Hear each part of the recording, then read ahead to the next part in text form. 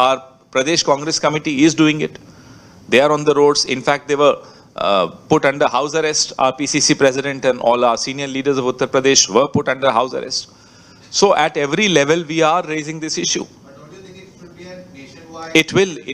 This is the reason why we are doing press conferences. So there are various levels of protest. You're right. We will be doing it. You know, when the Pran Pratishtha happened, the top leaders of the Congress party, Sonia ji, Kharge, nobody ended up calling it a political event. Now, when the scan came out on July 7th, that Chief Minister of Himachal Pradesh took out a march and did Havan outside the temple, and even said Rajiv Gandhi was crucial in opening the locks of the temple. So, what is the stance of the Congress party? Look, not just some of us. The Shankaracharya, Swami Avimukteswaranand ji, was asked, why haven't you gone to the temple? He came up with a beautiful response. And that sums up the feelings of millions of Hindus. That this has become the collection center for RSS. Instead of a temple, they are using it as a collection center for RSS, and therefore, Swami Avimukteswaranand ji said that he hasn't gone to the temple. You use temples as collection center for your money, and you use your own Nagpur headquarters and your BJP headquarters as pilgrimage centers. And if you come with me to Delhi, I'll take you to the newly constructed headquarters of RSS in Delhi, in Jhandewala. I have traveled across the world a lot. I have traveled across the country a lot. I have not seen a more lavish, a more luxurious building as the RSS headquarters in Delhi. You come with me to the BJP headquarters in Delhi. You and I have heard of and perhaps visited some 7-star properties in the country. If there is something called 14-star, it's the BJP headquarters in Delhi. Is this why you are looting temples? Is this why you are indulging in large-scale corruption? Where is that money coming from?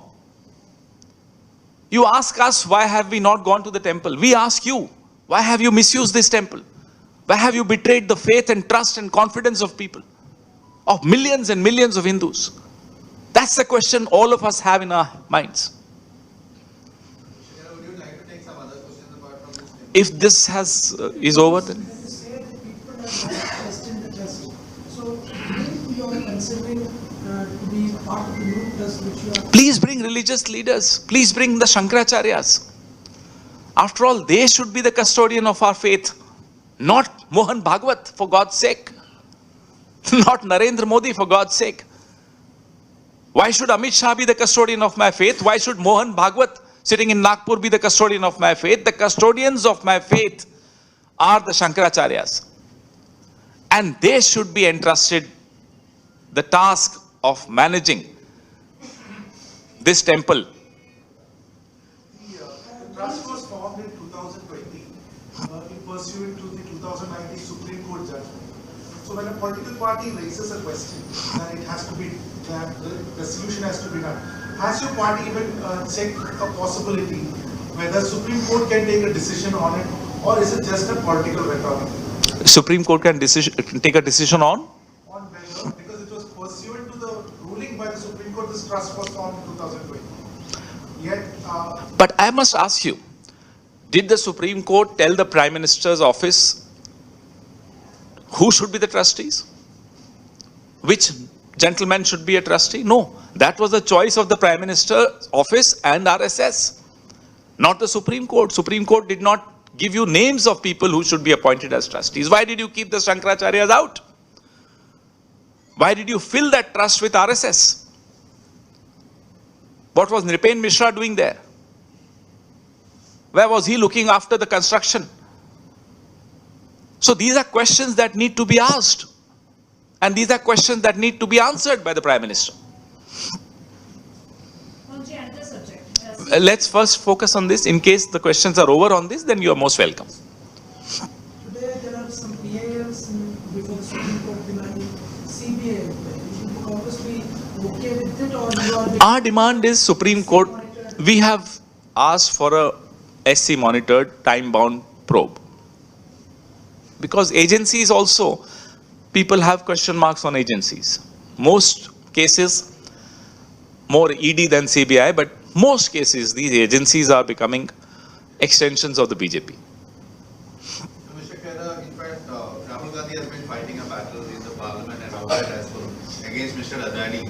And you are newly sworn in Chief Minister here in Kerala have been accused of teaming up with him because in the Vizhinjam port there is a stake, Vizhinjam, they are offloading the stake, Adani port. And in a rare earth corridor, there is a doubt being raised by the opposition that it has been opened up for the private sector with the corridor. So there are, and also in a liquor deal where this low alcohol liquor is being given a tax cut in the state budget, in the finance bill here. So how do you see this? Because of Look, I haven't really gone into these details of the state government right now.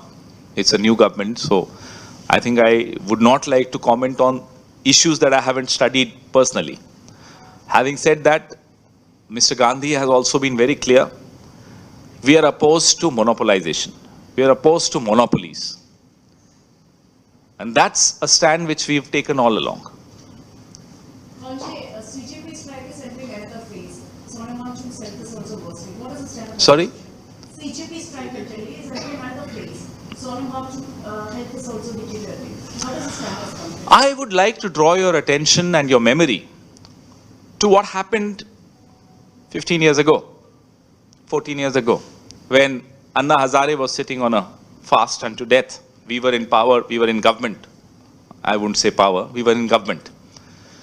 Dr. Manmohan Singh was the Prime Minister. On the 5th or 6th day of his fast, the government showed a lot of sensitivity and started a dialogue with them. 4th day actually. I was part of that dialogue.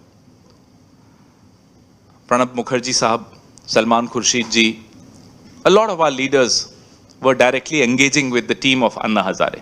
On the 4th day itself, that's the kind of sensitivity our government had shown. Though we were at the receiving end of all the questions, of all the accusations, of all the demands, and why not? Activists have a right to do that. And it's our duty to listen to them. So as part of our duty, we started engaging with them. Not just engaging with them, we asked them to draft the Jan Lokpal bill. And I remember very clearly on the 10th day of his fast, at night, 11 o'clock, Vilas Raoji Deshmukh, who is no more, went and met him. He was accompanied by me and some other leaders of our party. And the Lokpal bill draft was finalized outside the tent at Ramlila Maidan, Anna Hazare ji, Vilas Raoji Deshmukh and other people of his team.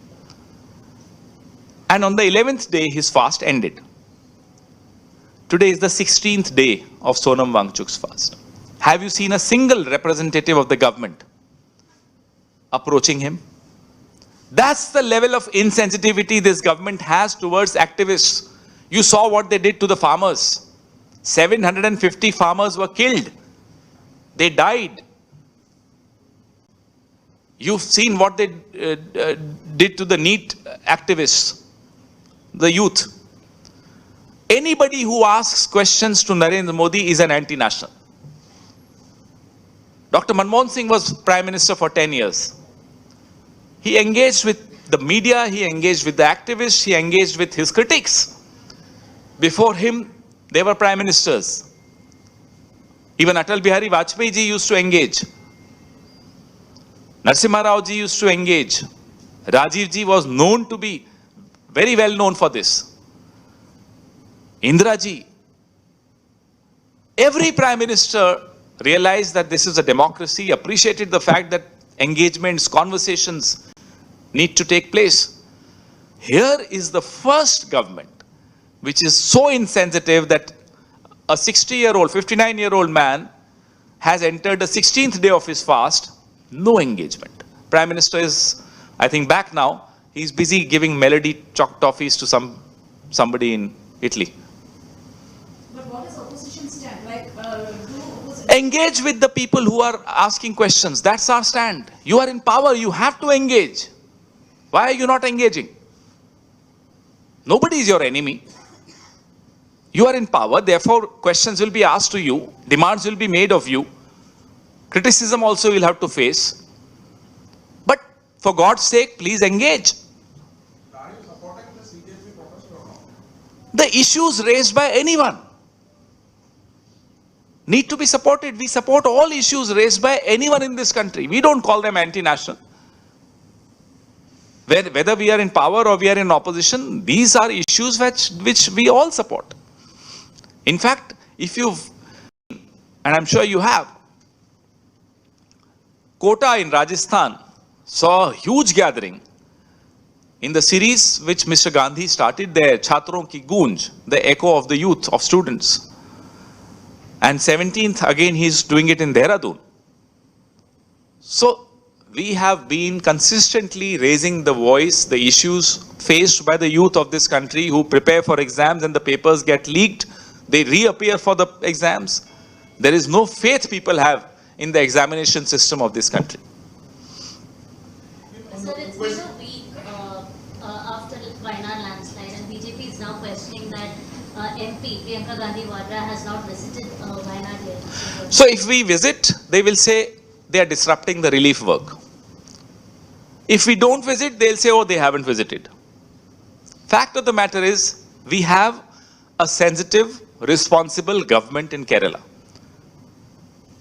Therefore, there is no immediate need to disrupt the relief work. We need to go where, like Hathras we went, because we knew the government there is insensitive.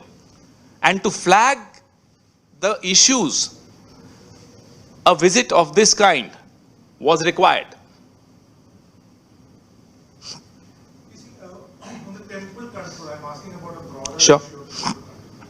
You see, in Kerala, in Congress ruled states also, it is the state control of temple, that there is pilfering, there is stealing happening. There is private trust, now it has been alleged the private trust is also stealing. So you are saying that there should be a court monitor audit of temples. Wouldn't this standard should be applied for all the temples, whether it is state controlled or not? Because here we see in Sabrimala, it was the state controlled temple, there has been stealing. Whether it is private also, there is stealing. So shouldn't this standards apply to all the temples? Well, this is an important debate that we need to have in this country. I'm glad you've asked this question because time has come for this kind of a debate. What happened in Ayodhya is unprecedented. Ayodhya, a temple that was constructed after 30 years of politics around that issue. Through a Supreme Court order, it got constructed. The trust was made because of the Supreme Court order. But all through these 3 decades, we've seen one particular party, one particular ideology, one organization called the RSS and the Vishwa Hindu Parishad,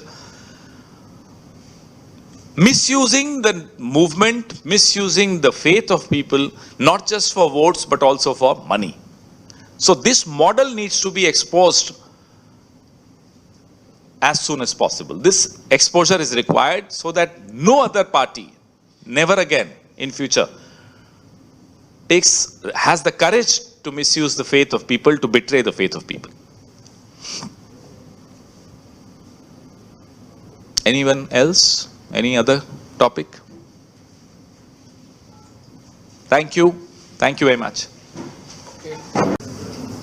The Congress party has been raising its voice on behalf of millions and millions of people who believed in the movement of Ram Temple in Ayodhya.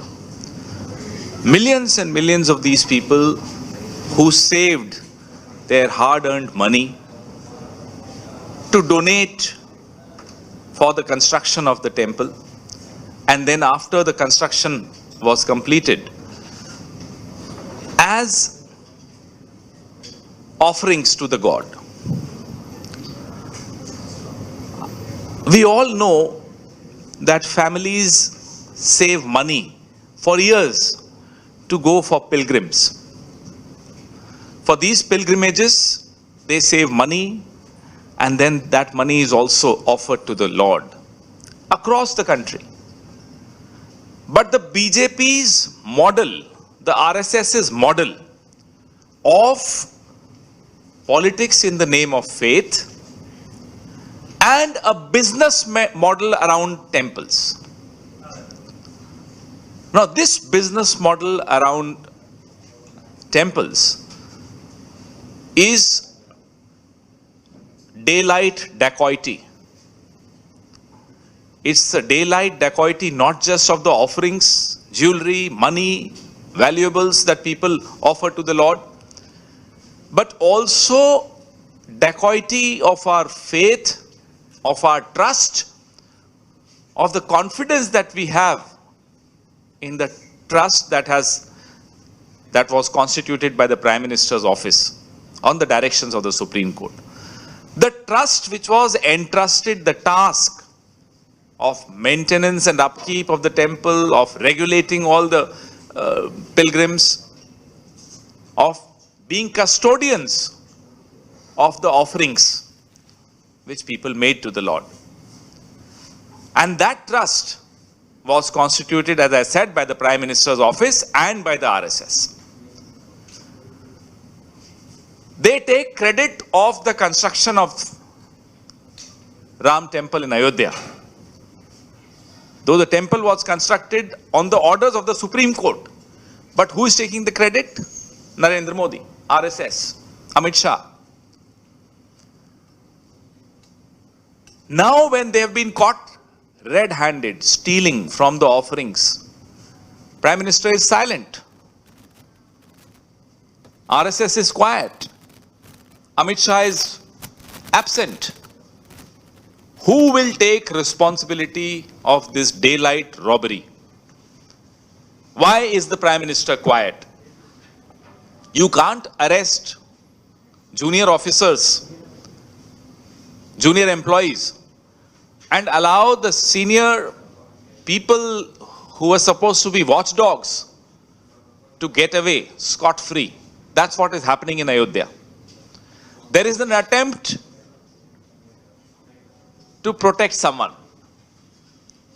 Whether that someone is in Delhi or Nagpur, we don't know. But there is somebody or a group which is senior who is being protected. We have been raising our voice. We have been asking questions. We have been raising our demands on behalf of a lot of believers. Nobody has a right to defame the Hindu faith. Nobody has a right to backstab that faith the way RSS and BJP has done in Ayodhya and elsewhere also. There are reports coming from Badrinath temple.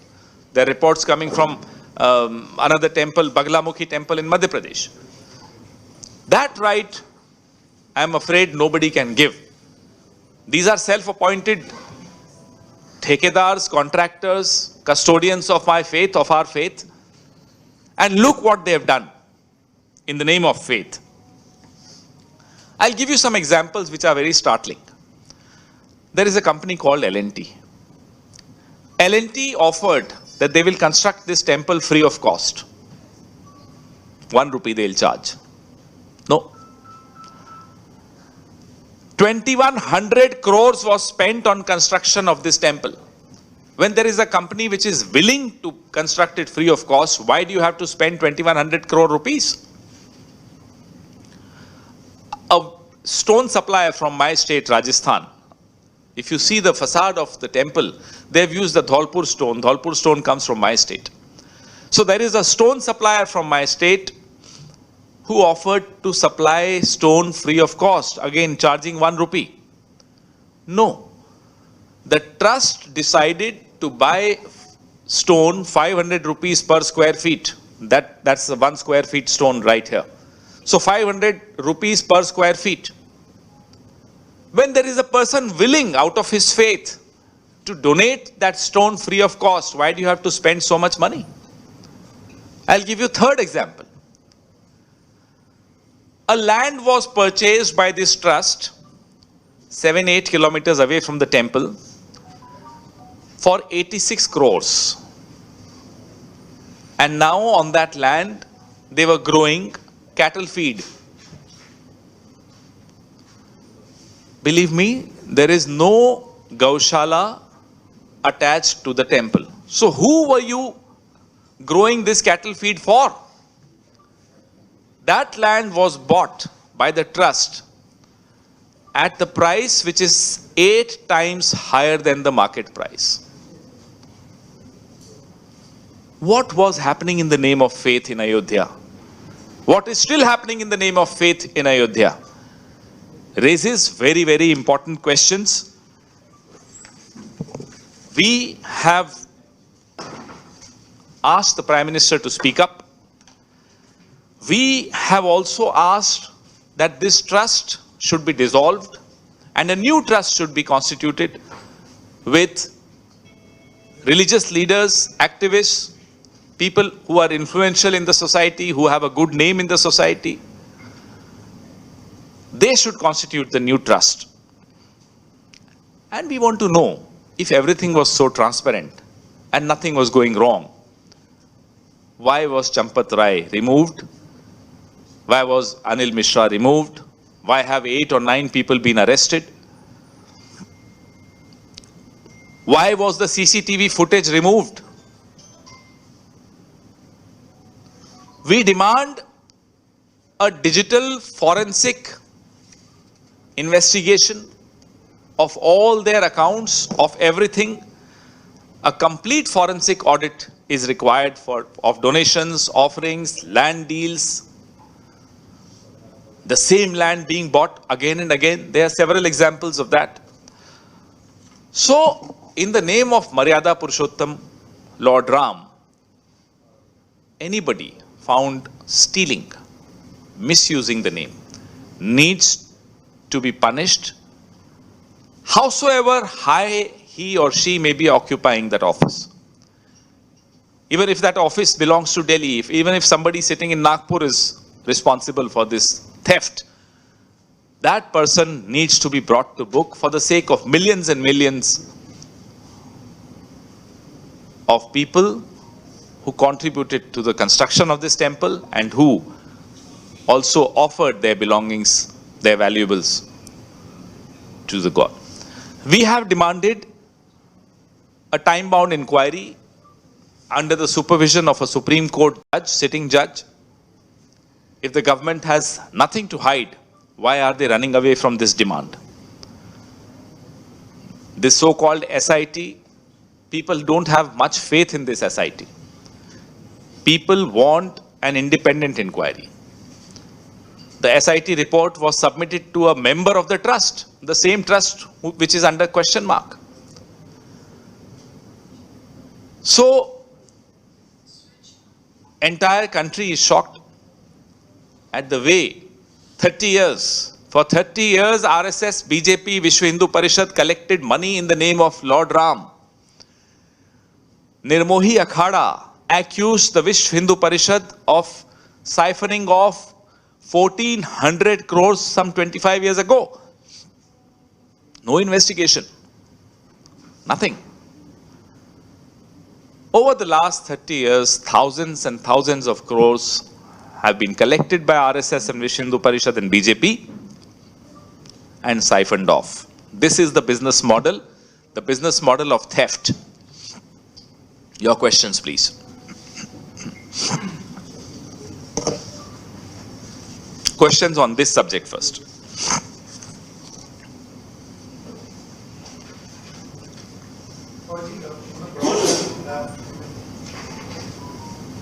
Why this question being raised from Thiruvananthapuram?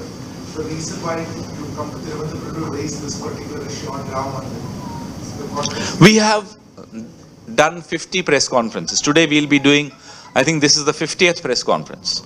Across the country, in all major cities, because these are the cities, these are the states from where BJP tried its best to hide behind the Lord Ram, collect money, try and get votes, and betray the trust of millions and millions of people across the country. Not just in the country, but also outside the country, the diaspora living outside the country. Therefore, we felt there was a need to go to all these important cities, all these important centers, and expose the wrongdoing of RSS, BJP and Vishwa Hindu Parishad. In fact, in Sabha, when the loot happened, it was the BJP who came out first, accusing the government of having a role, and they said, you just can't pick up some Devasam officials and, run away from your responsibility. So what do you think what the ruling government at the center is doing regarding this? Very selective in their outrage. In Sabrimala, yes, you're right, they also came out. But when it comes to their own wrongdoings, the Prime Minister is quiet. All top leaders of BJP are quiet. The fire does not have names of any of the trustees.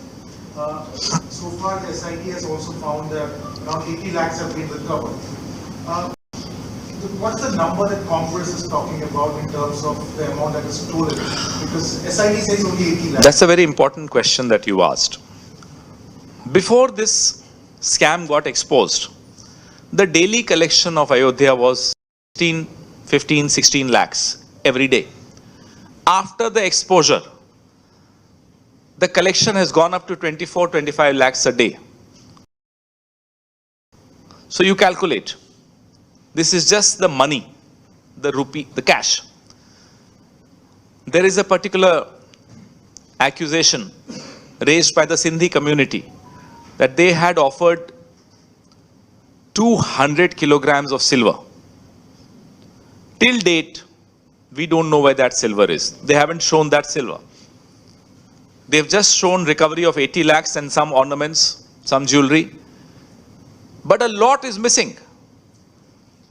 So we haven't really arrived at an exact figure because of lack of transparency. But if you roughly calculate, if the offerings have gone up from 15, 16 lakhs to 24, 25 lakhs, calculate from the last 4-5 years, and you will arrive at a figure. Mr. Khera, apart from these press conferences, why are you shying away from having public protest on this issue? We are doing it in Uttar Pradesh. Our Pradesh Congress Committee is doing it. They are on the roads. In fact, they were put under house arrest. Our PCC president and all our senior leaders of Uttar Pradesh were put under house arrest. So at every level, we are raising this issue. But don't you think it should be a nationwide? It will.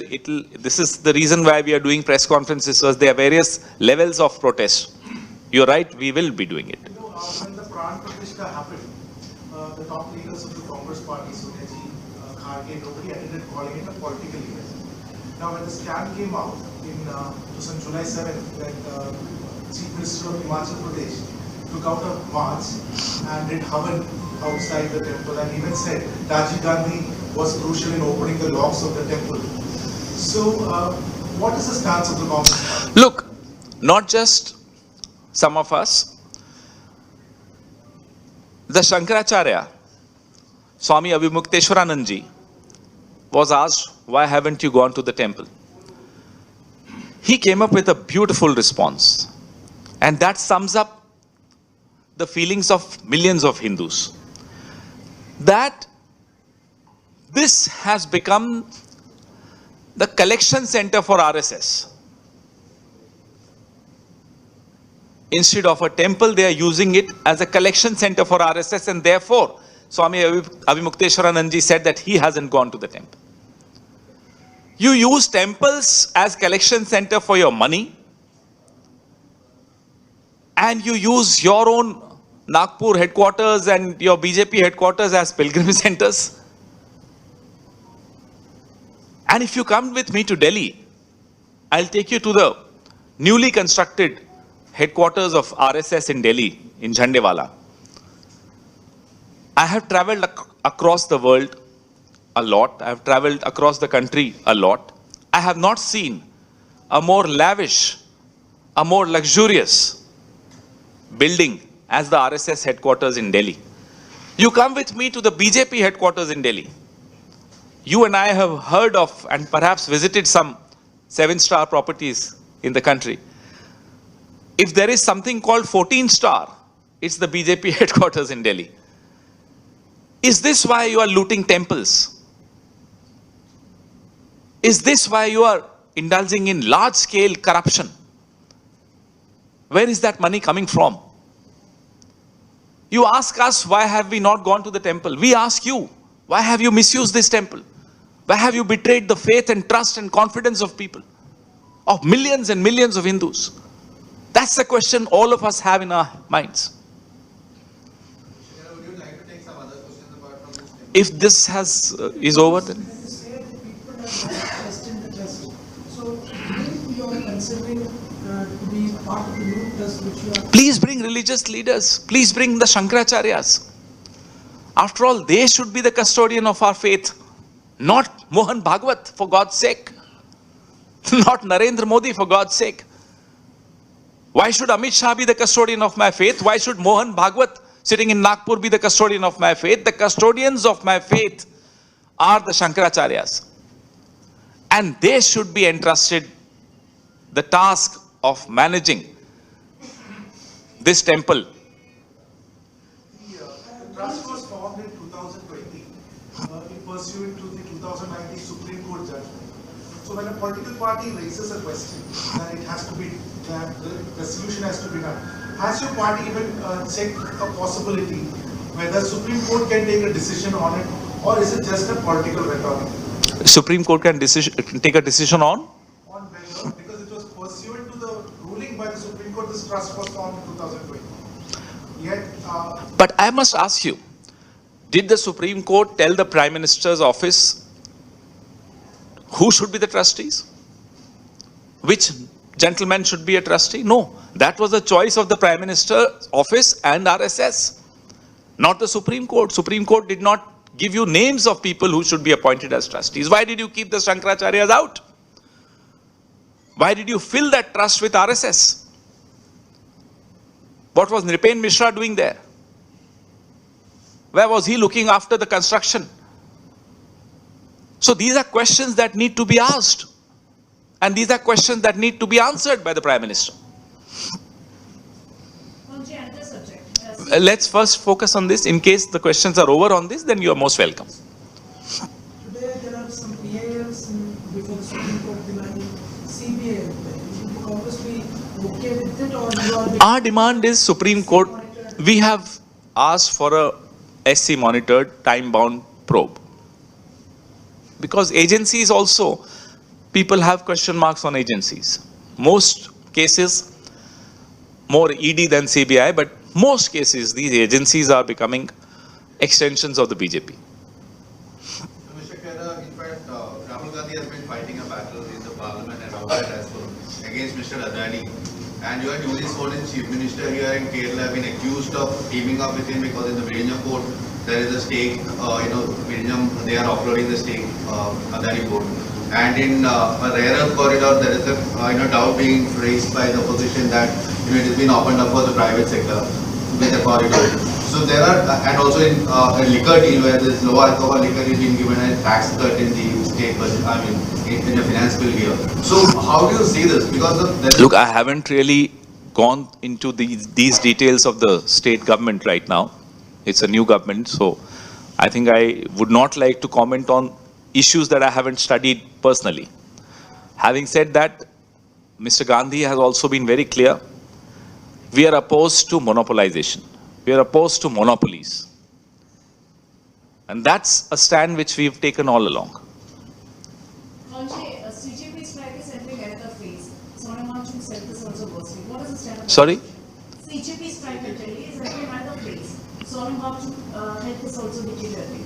What is the stand of country? I would like to draw your attention and your memory to what happened 15 years ago, 14 years ago, when Anna Hazare was sitting on a fast unto death. We were in power, we were in government.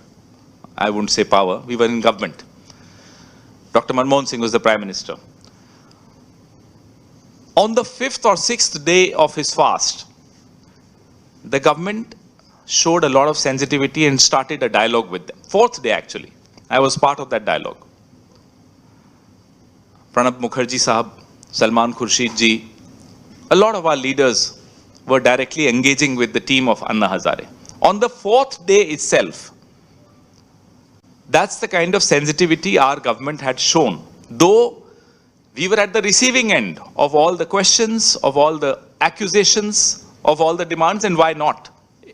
Activists have a right to do that. And it's our duty to listen to them.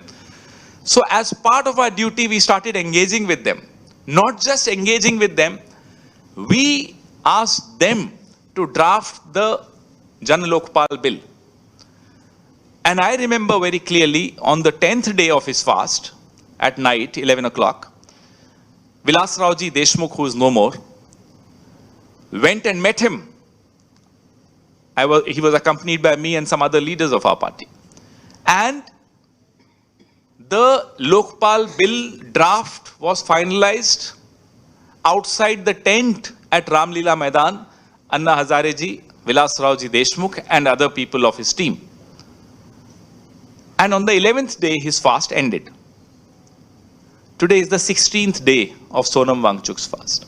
Have you seen a single representative of the government approaching him? That's the level of insensitivity this government has towards activists. You saw what they did to the farmers. 750 farmers were killed. They died. You've seen what they did to the NEET activists, the youth. Anybody who asks questions to Narendra Modi is an anti-national. Dr. Manmohan Singh was Prime Minister for 10 years. He engaged with the media, he engaged with the activists, he engaged with his critics. Before him, they were Prime Ministers. Even Atal Bihari Vajpayee ji used to engage. Narasimha Rao ji used to engage. Rajiv ji was known to be very well known for this. Indira ji. Every Prime Minister realized that this is a democracy, appreciated the fact that engagements, conversations need to take place. Here is the first government which is so insensitive that a 60-year-old, 59-year-old man has entered the 16th day of his fast, no engagement. Prime Minister is, I think, back now. He's busy giving melody chalk toffees to somebody in Italy. But what is opposition stand? Like, Engage with the people who are asking questions. That's our stand. You are in power. You have to engage. Why are you not engaging? Nobody is your enemy. You are in power. Therefore, questions will be asked to you. Demands will be made of you. Criticism also you'll have to face. But for God's sake, please engage. Are you supporting the CJP protest or not? The issues raised by anyone need to be supported. We support all issues raised by anyone in this country. We don't call them anti-national. Whether we are in power or we are in opposition, these are issues which we all support. In fact, if you've seen, and I'm sure you have, Kota in Rajasthan saw a huge gathering in the series which Mr. Gandhi started there, Chhatron Ki Goonj, the echo of the youth, of students. And 17th, again, he's doing it in Dehradun. So, we have been consistently raising the voice, the issues faced by the youth of this country who prepare for exams and the papers get leaked. They reappear for the exams. There is no faith people have in the examination system of this country. Sir, it's been a week after Wayanad landslide, and BJP is now questioning that MP Priyanka Gandhi Vadra has not visited Wayanad yet. So if we visit, they will say they are disrupting the relief work. If we don't visit, they'll say, oh, they haven't visited. Fact of the matter is, we have a sensitive, responsible government in Kerala. Therefore, there is no immediate need to disrupt the relief work. We need to go where, like Hathras we went, because we knew the government there is insensitive. And to flag the issues, a visit of this kind was required. You see, on the temple control, I'm asking about a broader Sure. issue. You see, in Kerala, in Congress ruled states also, it is the state control of temple, that there is pilfering, there is stealing happening. There is private trust, now it has been alleged that private trust is also stealing. So you are saying that there should be a court monitor audit of temples. wouldn't this standard should be applied for all the temples, whether it is state controlled or not? Because here we see in Sabrimala, it was the state controlled temple, there has been stealing. Whether it is private also, there is stealing. So shouldn't this standards apply to all the temples? Well, this is an important debate that we need to have in this country. I'm glad you've asked this question because time has come for this kind of a debate. What happened in Ayodhya is unprecedented. Ayodhya, a temple that was constructed after 30 years of politics around that issue. Through a Supreme Court order, it got constructed. The trust was made because of the Supreme Court order. But all through these 3 decades, we've seen one particular party, one particular ideology, one organization called the RSS and the Vishwa Hindu Parishad, misusing the movement, misusing the faith of people, not just for votes, but also for money. So this model needs to be exposed as soon as possible. This exposure is required so that no other party, never again in future, has the courage to misuse the faith of people, to betray the faith of people. Anyone else? Any other topic? Thank you. Thank you very much. The Congress party has been raising its voice on behalf of millions and millions of people who believed in the movement of Ram Temple in Ayodhya. Millions and millions of these people who saved their hard-earned money to donate for the construction of the temple, and then after the construction was completed, as offerings to the god.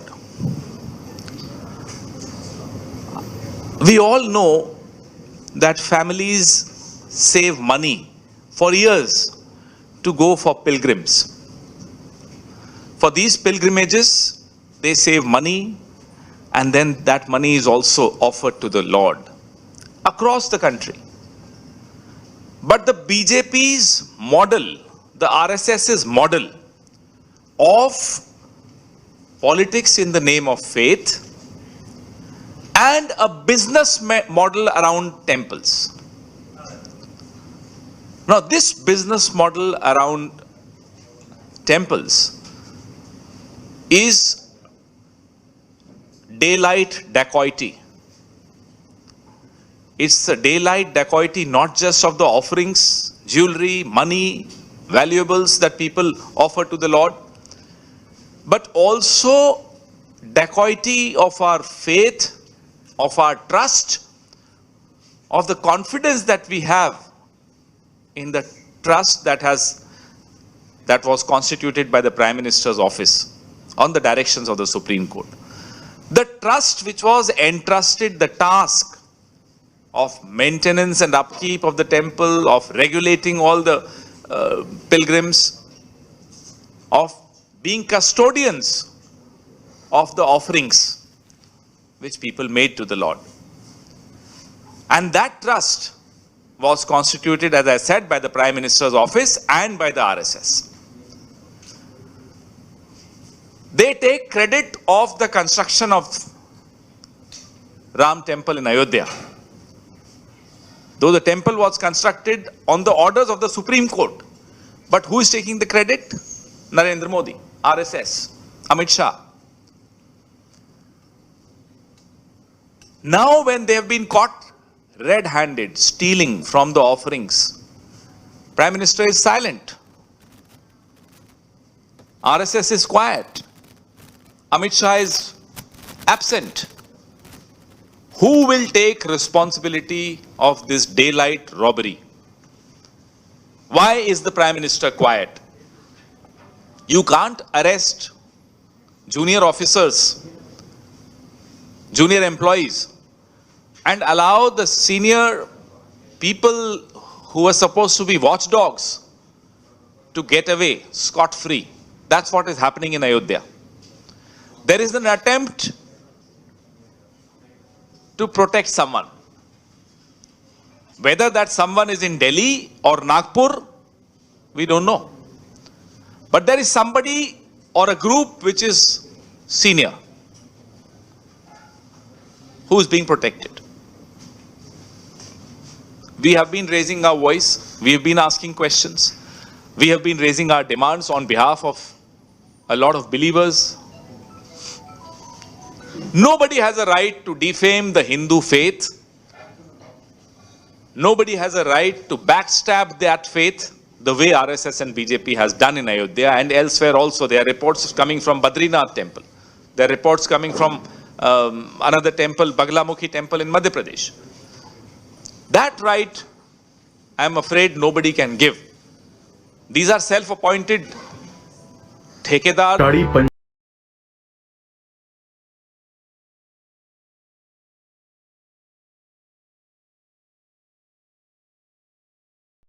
Corporate law, criminal law, Judiciary. bro, what even fits me? Relax. Join K.R. Mangalam School of Legal Studies. When Ria chose K.R. Mangalam University, she didn't just study law. She trained like a lawyer.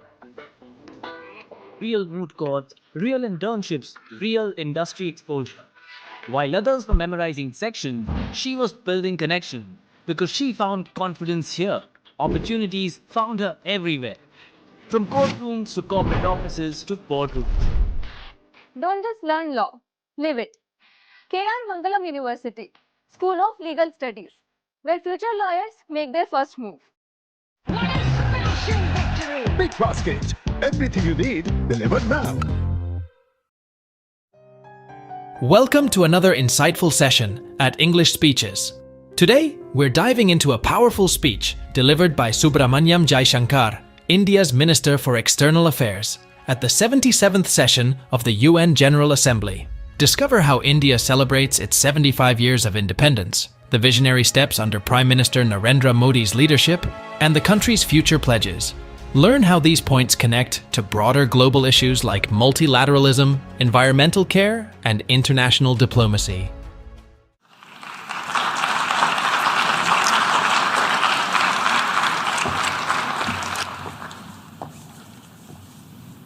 Madam President, Excellencies, distinguished members of the General Assembly, I bring to you the greetings of 1.3 billion plus people from the world's largest democracy. They join me in congratulating the President of the General Assembly, Ambassador Chaba Koroshi, on his election to chair the 77th session of the UN General Assembly. They follow closely developments at the United Nations, reflecting the increasingly globalized nature of our existence. We meet at a challenging time for the world order. This session's theme, a watershed moment, transformative solutions to interlocking challenges, seeks to capture its seriousness. Excellencies, the year 2022 is an important milestone in India's journey towards growth, development, and prosperity. India is celebrating 75 years of its independence, what we call Azadi Ka Amrit Mahotsav. The story of that period has been one of toil, of determination, innovation, and enterprise of millions of ordinary Indians. They are rejuvenating a society pillaged by centuries of foreign attacks and colonialism. And they are doing so in a democratic framework whose steady progress is reflected in more authentic voices and grounded leadership. This new India, under the visionary and dynamic leadership of Prime Minister Narendra Modi, is a confident and resurgent society. Its agenda for our centenary will be achieved through the 5 pledges that we committed to on our Independence Day. 1, we are resolved to make India a developed country in the next 25 years. For the world, that creates more capacities for global good. 2, we will liberate ourselves from a colonial mindset. Externally, this means reformed multilateralism and more contemporary global governance. 3, our rich civilizational heritage will be a source of pride and of strength. This includes care and concern for the environment, so ingrained in our traditional ethos. 4, we will promote greater unity and solidarity. This expresses a coming together on global issues such as terrorism, pandemics, or the environment. And 5, we will instill consciousness of duties and responsibilities. This applies to nations as much as it does to citizens. These 5 pledges affirm our age-old outlook that sees the world as one family. We believe that national good and global good can be entirely in harmony. It is this conviction that led us to supply vaccines to over 100 nations. Similarly, our evacuation operations in HADR situations always had room for other nationals in distress. Even as we meet our own development targets, India offers partnerships to our brothers and sisters in Asia, in Africa, and Latin America. And we do so based on their needs and their priorities. Today, the focus is on green growth, better connectivity, digital delivery, and accessible health. Our solidarity is not just in words. You can see them in 700 projects across the world. Madam President, even while India contributes to global betterment, we recognize the sharp deterioration in the international landscape. The world is already struggling with challenges of post-pandemic economic recovery. The debt situation of the developing is precarious. To this is now added the rising costs and the shrinking availability of fuel, of food, and of fertilizers. These, along with trade disruptions and diversions, are among the many consequences of the Ukraine conflict. The Indo-Pacific, too, witnesses fresh concerns about its stability and its security. And climate events have added an overlay on these mounting anxieties. As we saw in the case of the COVID pandemic, the South will be the most impacted, even if the immediate causes are well beyond. It is imperative that global conversations recognize this deep unfairness. The inequity of vaccine distribution should not be replicated in other domains. Madam President, as the Ukraine conflict continues to rage, we are often asked, whose side are we on? And our answer each time is straight and honest. India is on the side of peace and will remain firmly there.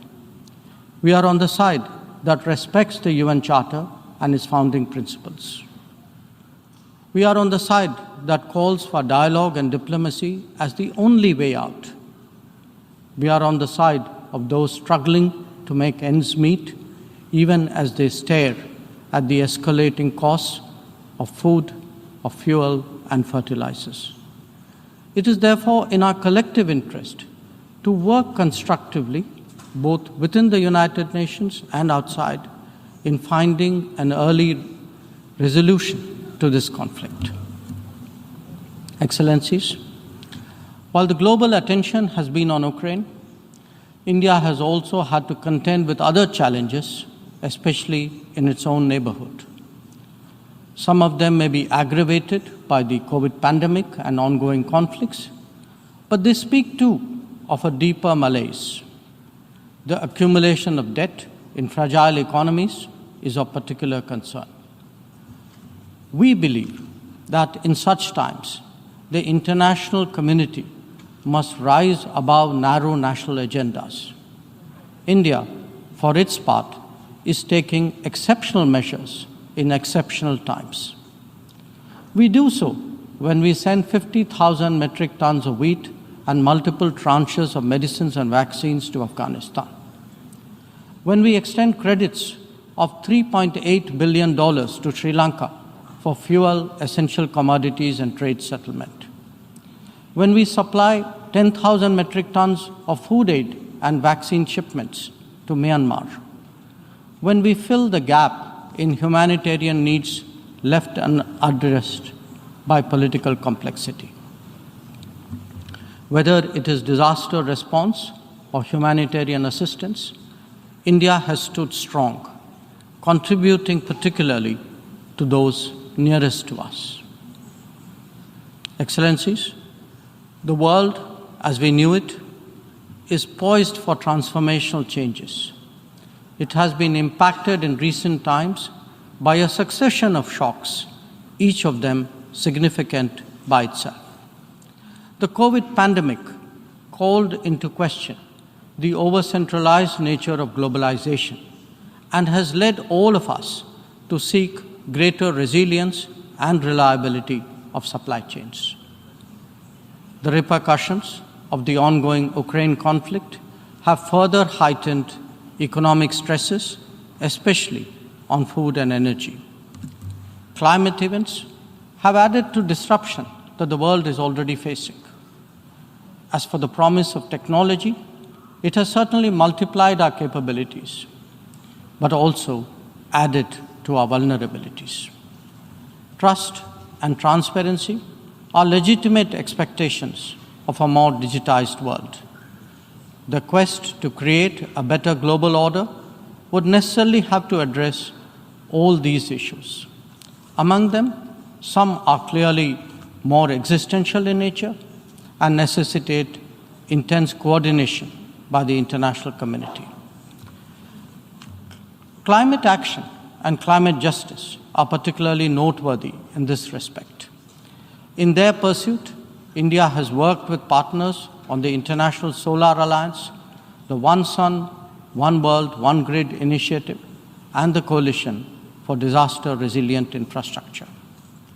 We stand ready to support any collective and equitable endeavor to protect our environment and to further global wellness.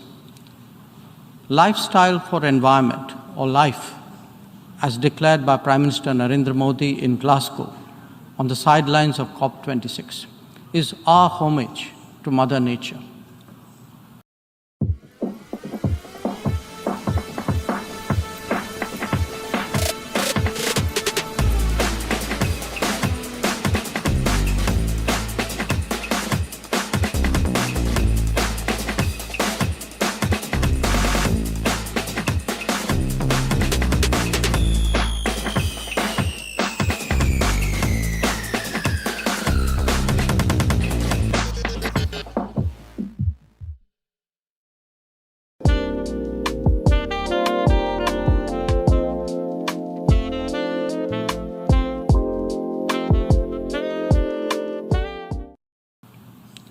India remains deeply committed to fighting climate change under the UNFCCC and the Paris Agreement.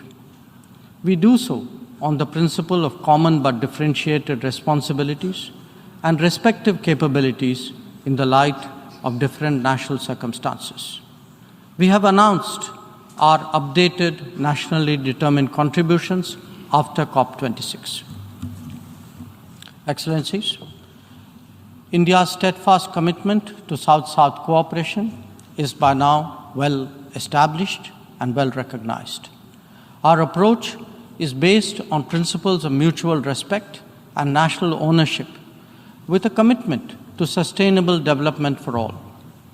As we begin the G20 presidency this December, we are sensitive to the challenges faced by developing countries. India will work with other G20 members to address serious issues of debt, of economic growth, food and energy security, and particularly of environment. The reform of governance of multilateral financial institutions will continue to be one of our core priorities. Madam President, India would be completing its tenure as a member of the Security Council this year. In our term, we have acted as a bridge on some serious but divisive issues confronting the Council. We have also focused on concerns such as maritime security, peacekeeping, and counter-terrorism. Our contributions range from providing technology with a human touch to ensuring safety and security of UN peacekeepers. As the chair of the Counter-Terrorism Committee this year, India would be hosting its special meeting in Mumbai and New Delhi. I invite all member states to participate in it. We need to create a global architecture that responds to the new tech tools deployed against open, diverse, and pluralistic societies. Having borne the brunt of cross-border terrorism for decades, India firmly advocates a zero-tolerance approach. In our view, there is no justification for any act of terrorism regardless of motivation, and no rhetoric, however sanctimonious, can ever cover up bloodstains. The United Nations responds to terrorism by sanctioning its perpetrators. Those who politicize the UNSC 1267 sanctions regime, sometimes even to the extent of defending proclaimed terrorists, they do so at their own peril. Believe me, they advance neither their own interests nor indeed their reputation. India has always espoused a cooperative, inclusive, and consultative approach to international relations. We believe that multipolarity, rebalancing, fair globalization, and reformed multilateralism cannot be kept in abeyance. The call for reformed multilateralism, with reforms of the Security Council at its core, enjoys considerable support among UN members. It does so because of the widespread recognition that the current architecture is anachronistic and ineffective. It is also perceived as deeply unfair, denying entire continents and regions a voice in a forum that deliberates their future. India is prepared to take up greater responsibilities, but it seeks, at the same time, to ensure that the injustice faced by the Global South is decisively addressed. Our call is to allow serious negotiations on such a critical matter to proceed sincerely. They must not be blocked by procedural tactics. Naysayers cannot hold the IGN process hostage in perpetuity. In these turbulent times, it is essential that the world listens to more voices of reason and experiences more acts of goodwill. India is willing and able on both counts. We believe and advocate that this is not an era of war or of conflict. On the contrary, it is a time for development and for cooperation. Madam President, in the past, this august assembly has served as a meeting point of views and as a catalyst for action. It is vital that we continue to believe in the promise of diplomacy and the need for international cooperation. Therefore, Madam President, let us strive to return to the course of seeking peace, progress, and prosperity. I thank you.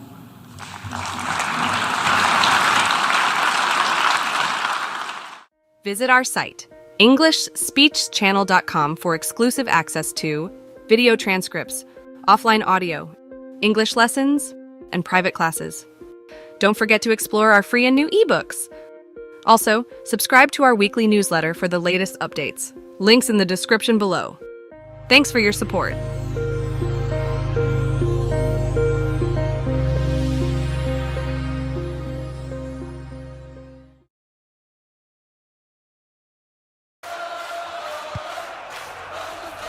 You think champions are made in the arena?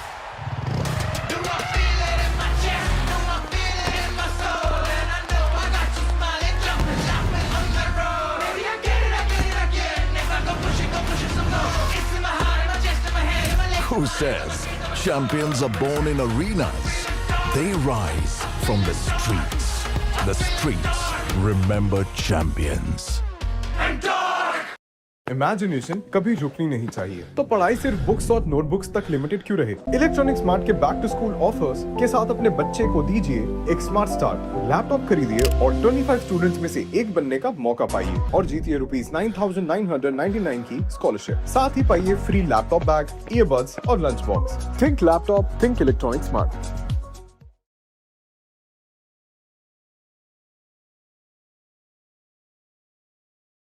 Father D'Souza, General D'Souza, ladies and gentlemen, I'm here under false pretenses.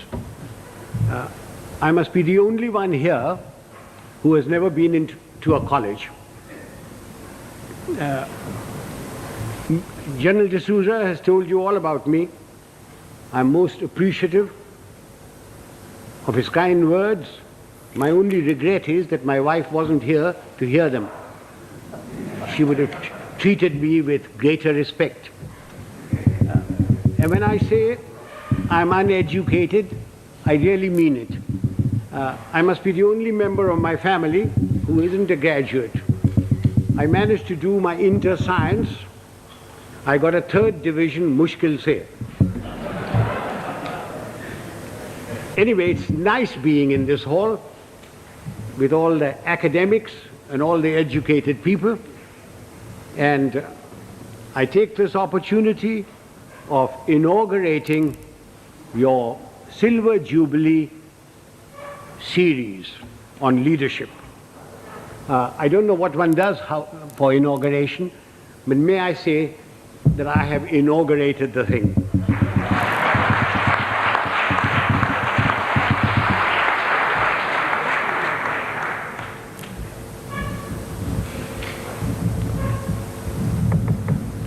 For a long time, I've been watching the scene in India very carefully. Wherever I go, whenever I pick up a newspaper, I find there are shortages.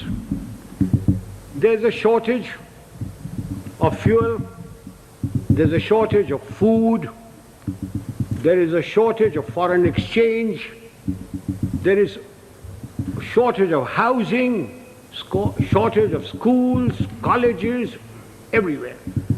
And everybody talks about these shortages.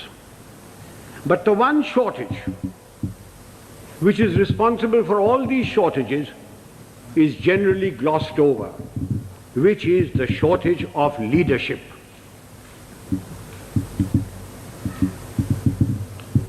Father, don't misunderstand me, and gentlemen of the press, please don't misquote me, which you are always capable of doing and which you continue doing. When I talk of shortage of leadership, I do not mean just political leadership. I mean leadership in every walk of life. Whether it's political, administrative, in educational institutions, in our sports organizations, in our industry, amongst labor, amongst the law and order contingents, there is a shortage of leadership. I do not know whether leaders are born or leaders are made. There is a school of thought which says leaders are born. Father, we have a population of 780 million people, and we procreate at the rate of 1 Australia every year. And yet, there is a shortage of leadership.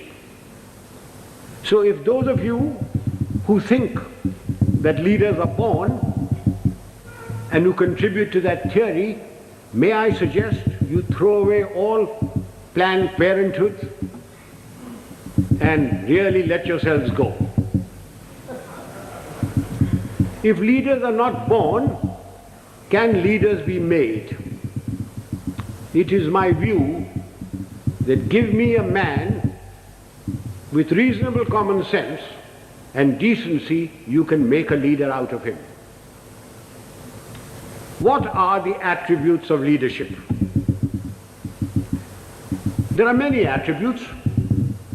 The cardinal attribute for leadership is professional knowledge and professional competence. Now, you will agree with me that you cannot be born with professional knowledge, even if you are the child of a minister, the son of a member of parliament, or the progeny of a field marshal. Professional knowledge has to be acquired the hard way. It is a constant study. Professors, engineers, architects, lawyers, solicitors, doctors, they all study their professions continuously. They all contribute to magazines, to newsprints, to all sorts of things.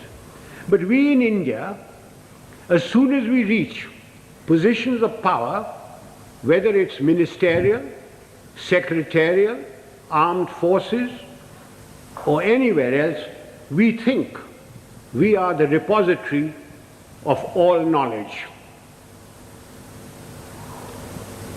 Professional knowledge has to be acquired the hard way. And without professional knowledge, you can never have professional competence. And if you haven't got professional competence, you cannot be a leader. I wonder, those civilian gentlemen who have been charged with the security of this country, whether they have ever read a book on the military profession. I wonder if they know the difference between a gun or a howitzer. I remember a minister one day coming to me. I'd left being the army chief then, and said, and I will talk to you in his own language, Zara batao, ye howitzer kya cheez hoti hai? And I said, what are you talking about, howitzer? Then I discovered that he meant a howitzer. And I said, well, why are you asking me? Why don't you ask the army chief and others? He said, kaise पूछे उनसे? मैं minister हूँ. तेरे से तो पूछ लेता हूँ. तू जानता है कि मैं बेवकूफ हूँ. I wonder if they can distinguish a mortar from a mortar, or a gorilla from a gorilla, although a great many resemble the latter. Ladies and gentlemen, professional knowledge is a sine qua non of leadership. You have to have professional competence if you are expected to lead anything. It doesn't matter whether you are in the army, whether you are in the teaching profession, whether you are in industry, unless you have professional competence and professional knowledge, you cannot be a leader. And it has to be acquired the hard way. You've got to study all your life. What takes me to the next attribute? The ability to make up your mind and take a decision. And having taken that decision, accepting full responsibility for it. Those of us who have suffered at the hands of superiors who cannot take a decision know what it's like. An act of omission is much worse than an act of commission. An act of commission can be put right, even if the decision is wrong, by colleagues, by subordinates, by somebody.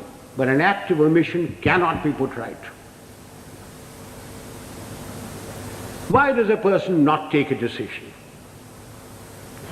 Because he lacks confidence. Why does he lack confidence? Because he lacks professional knowledge and competence. Eustace will tell you that when I was the army chief, I'd go around, ask my generals, what are you doing about this? And he said, sir, I've been thinking, I've been considering. And then I produced for myself a manic Shawism. And Father, will you forgive my language? I used to say, if you must be a bloody fool, be one quickly. Take a decision and then accept full responsibility for it. Do you know how much money is lost in the country because somebody won't take a decision? Costs escalate, papers lie in somebody's place for days, for months, for years. And when they finally take a decision, the cost of a project, the cost of something has gone up tenfold. Who suffers? We, the people of India, suffer.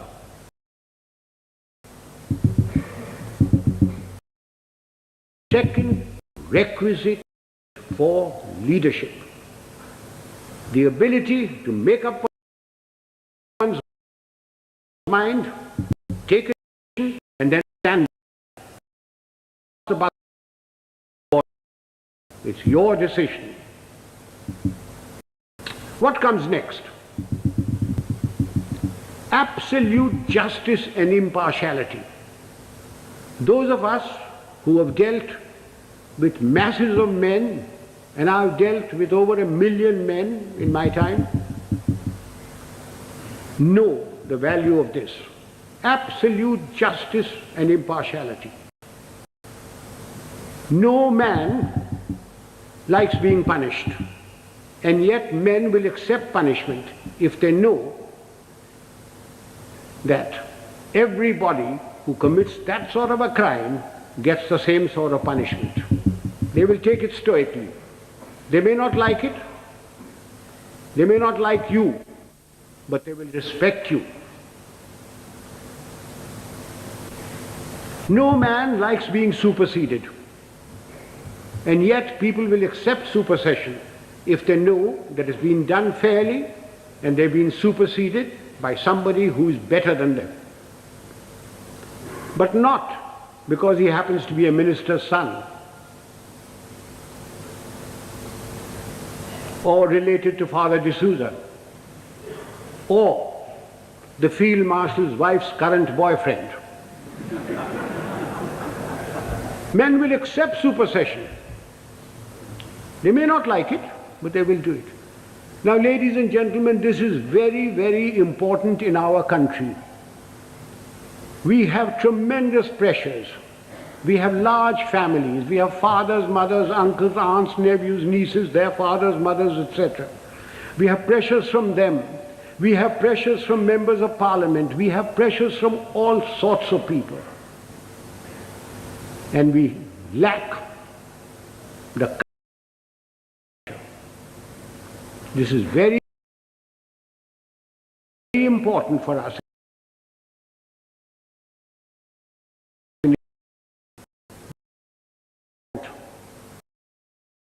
Courage or physical courage. Were I talking to a lot of soldiers, I would lay emphasis on physical courage. But since I'm only talking to a handful of soldiers, and mostly civilians, I will lay emphasis on moral courage. What is moral courage?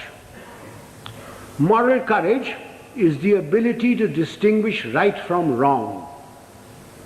And having distinguished that, you must have the courage to stand up and say your piece, irrespective of what your superior thinks, irrespective of your colleagues, irrespective of your subordinates. You must have the courage to say so. A yes man is a horrible man. He must be shunned. He is a disgrace. He may rise very high. He may become a minister. He may become a field marshal, but he will never, never become a leader. He will be used by his superiors. He will be disliked by his colleagues, and his subordinates have no respect for them. Moral courage is essential. Now, since you wanted to know some examples of moral courage from my past, I will give you a little story. In 1970, when General Yahya Khan put all the pressure on East Pakistan as it was then, and refugees started coming to India, there was a cabinet meeting. I remember the date very well, 28th of April. I was summoned. I had a very strong Prime Minister and Mrs. Gandhi, who ranted and raved at me. He said, "What are you doing about it? I've got so many refugees. The Chief Minister of Bengal has just sent me a telegram. The Chief Minister of Tripura has done this. The Chief Minister of Assam is writing that there are more Bengalis there than their own population. What are you doing about it?" And I said, "Nothing. Got nothing to do with me." And she said, "I want you to go in and take action." And I said, "Do you know what that means, Prime Minister?" And she said, "No." I said, "It means war." And she said, "I don't mind if there's war." So I said, "May I please quote from the Bible, the first book, the first chapter, the first verse? God said, 'Let there be light,' and there was light. And you say, 'Let there be war,' there be war. Are you ready?" "I'm not ready. I'm not prepared. It is not the right time to go in. The monsoon will break very shortly, and the whole of East Pakistan will be a swamp. I will not be able to operate. The Air Force will not be able to operate. April is a month when we glean the harvest. And the agriculture minister was Mr. Fakhruddin Ali Ahmed. And I said, "I will require every railway wagon, I will require every train, I will require all the road space to move my troops. And you will not be able to move your harvest. And then if there is a famine, don't blame me." And I said, the passes in the Himalayas start opening now, the snow melts. And then if the Chinese give us an ultimatum, I will have to fight on two fronts. And then the External Affairs Minister, the Khalsa, Sardar Swaran Singh said, "Do you think China will give ultimatum?" And I said, "You are the foreign minister, you tell me." And then my own minister, Jagjeevan Ram, who couldn't call me Sam, who used to call me Sham.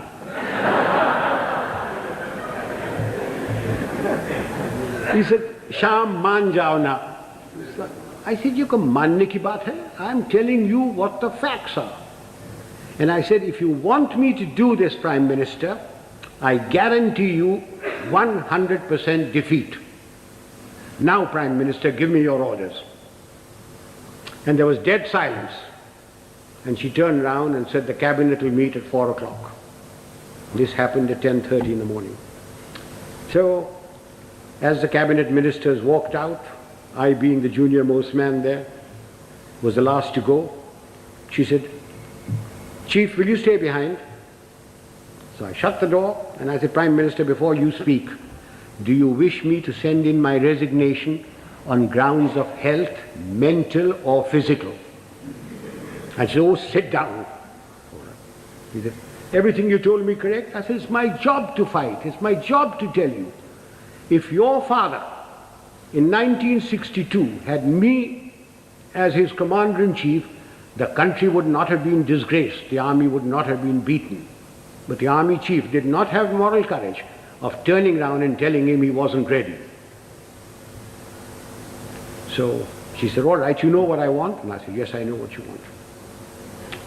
And I must be allowed to do it my own way.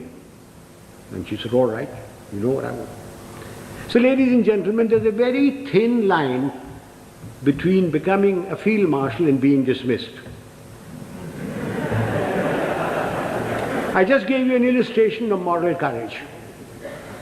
Of course, I didn't worry very much because my wife had money. If I'd gone, she would have looked after. She would have looked after me. So much for moral courage. Now I come to physical courage. Fear is a natural phenomenon like hunger and sex. Anyone who says he is not frightened is a liar, except perhaps the Gorkha. Everyone is frightened.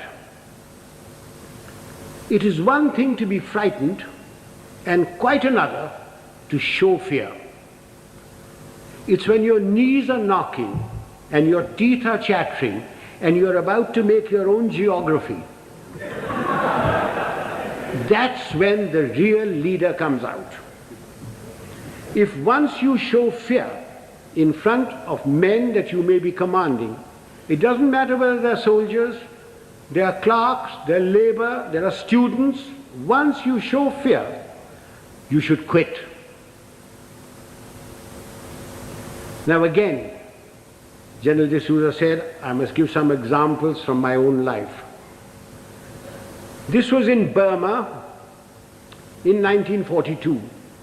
I was commanding a Sikh company, big tough chaps, very fond of them. I had a man called Sohan Singh, big man, stood about 6'4". He had been promoted many times to Lance Naik, to Naik, and every time, because he was a Badmash, he was broken. So we had a promotion conference with the commanding officer, and Sohan Singh's name came up, and I said, no use making him, he'll be broken tomorrow. So he was passed over. The conference finished, names were published. I came back to my Basha, where my company was in the jungle, and I found my senior Subedar, Balwant Singh, terribly worried. And he said, Saab, Sohan Singh ko kaid kar diya. I said, क्यों क्या हुआ? उसने बोला कि आज आपको साहब गोली मारेगा. I said, oh, अच्छा, पेशी होगा. So a stool was put in, a table was put there, and Sohan Singh was marched up in front of me. Sohan Singh was at that time a light machine gunner, and light machine gunners carried pistols, and his pistol was taken away from him. So he was marched up in front of me, the usual charge was read out, and I said, Sohan Singh, क्या बात है? साहब गलती हो गया. So I said, तुमने बोला कि तू हमको गोली मारेगा. So I picked up the pistol, loaded it, walked up to him, handed the pistol to him. I said, तेरा दिल है मारने का, मारो. And he said, नहीं साहब गलती हो गया. So I gave him a tight slap. I said, case dismissed, जाओ भागो. I went off to the mess, had my dinner, came back, and everybody in the company was very worried. And the Subedar Saab, Balwant Singh said, नहीं साहब आज रात आपको गोली मारेगा. So I shouted out, Sohan Singh किधर है? Sohan Singh came along. I said, Sohan Singh आज रात मेरा बादशाह पर तुम सेंट्री होगा, और कल सुबह 5 बजे 1 मग्गा चाह और 1 मग्गा गर्म पानी दाढ़ी बनाने के लिए. कोई शक? बेशक, भागो. And I went in there. I was woken up in the morning by Sohan Singh with a mug of tea and a mug of hot water, and he followed me like a lamb throughout the conflict. Now, ladies and gentlemen, if you think I wasn't frightened, You are mistaken. I was terrified. But if I hadn't done that, and put something in the clink or something like that, everybody would have said, "Dekha, hamara saab darta hai." Just an example of this. How often during riots and all that, some young sergeant with nothing but a little stick in his hand has walked in and quelled everything by showing courage. So physical courage is essential to leadership. You needn't be foolhardy like I was. I was very young. I don't know whether I do it today. But physical courage is essential. That takes me to the other attribute, loyalty. Now, does loyalty require very much explanation? We all expect loyalty from our subordinates. Do we give loyalty to them? Loyalty is a two-way thing. We expect loyalty, we have to give loyalty. Do we give loyalty to our colleagues? So remember that for leadership, you expect loyalty, you've got to give loyalty. Time is running short. There are other attributes. Remember, leadership is nothing else but management of men and resources. Management of men. Men have problems. Men in numbers can be very nasty. And a leader must be able to deal with them very firmly. When people misbehave, like they are misbehaving in Bombay these days, it's no use saying Jai Hind to them. You've got to deal with them very, very firmly. But you must never forget that men have problems. They have human problems. They have problems of debt, of family problems. They get easily despondent. And therefore, the leader must have a human touch. He must have a sense of humor to get them out of their despondency. He must have the gift of the gab. Unfortunately, our leaders have the gift of the gab, but they have no sense of humor. Further, men and women, generally speaking, like their leader to be a bit of a man, a bit of a lad. Take examples from history. Julius Caesar. Julius Caesar, you will agree, he was a great leader. When he came to Rome, the senators used to their wives. Take Napoleon. He had his Josephine and Marie Antoinette and Georgette and Paulette and any number of things. And you will agree he was a great leader. Take the Duke of Wellington. The night before the Battle of Waterloo, in his chambers there were more women of luscious proportions than staff officers. And he was a great leader. Do you know, sir, a thought has just struck me. All these three people that I've talked about had one thing in common. They all had long noses.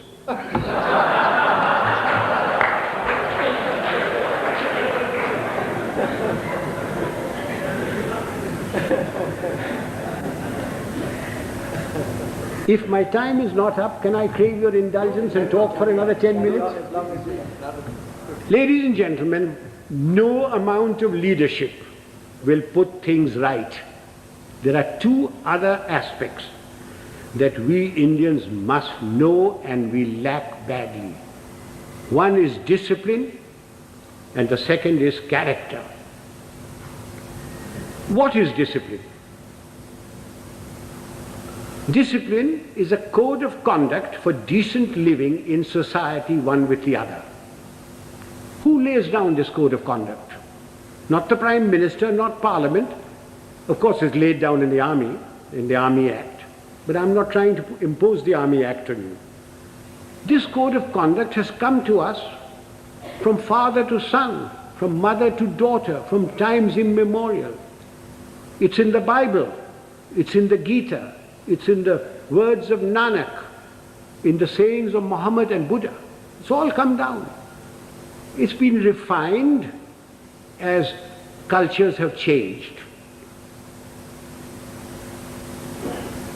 Again, let me illustrate this by example.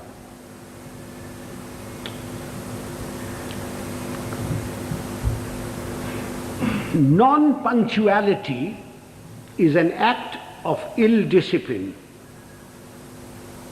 which is injurious to the state, injurious to its people. Some time ago, sir, I was invited to a university,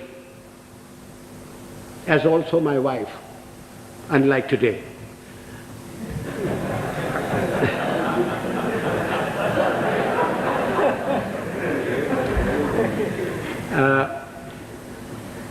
I was called there at a convocation at 5 o'clock in the evening. And having been in the army for 50 years, telling the driver, go slow, go fast, arrived there at 5 o'clock in the evening. I was received by the Vice Chancellor and his lady, the Union Secretary, escorted to the dais. My wife too was asked to sit on the dais, and she politely refused, saying that she'd much rather sit down, as this is the only opportunity she has to look up to me. And as usual, I was garlanded. The Vice Chancellor sang my praises and asked me to talk to these people. There were about 5,000 boys and girls there, plus deans, plus professors, plus lecturers, everybody.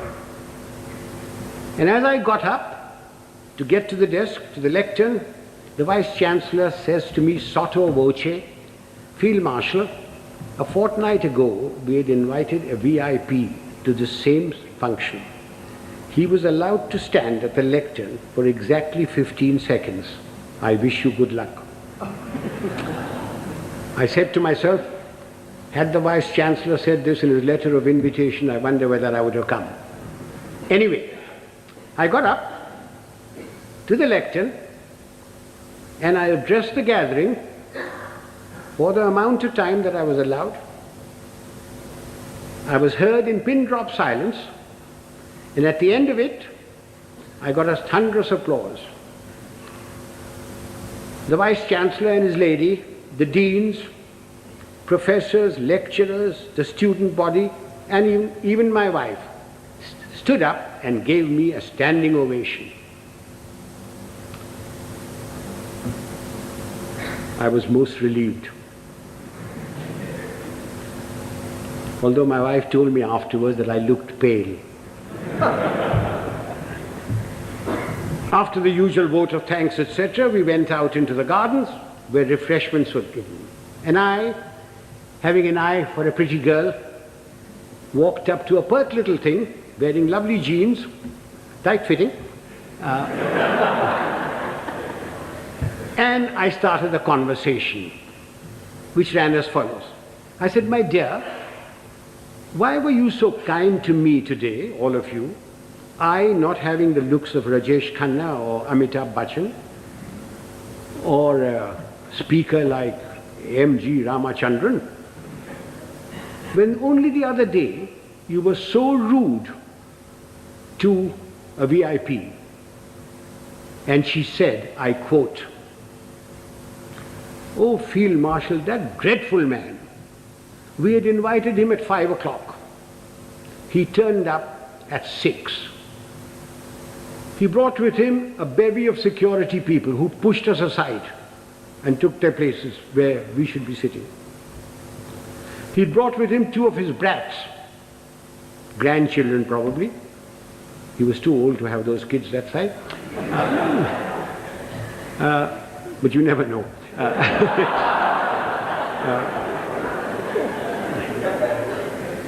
He was received by the Vice Chancellor and lady. He was the Union President garlanded him, and he demanded garlands for his two brats. The Union President, being very flexible, diverted the garlands for the Vice Chancellor and his lady to these brats. And then the Vice Chancellor sang his praises, saying how fortunate we were that he had come here, that he has done so much for the country. And all the while, this man sat there. He had come unwashed, unshaven, wearing a dhoti, exposing 4/5 of his legs, scratching away.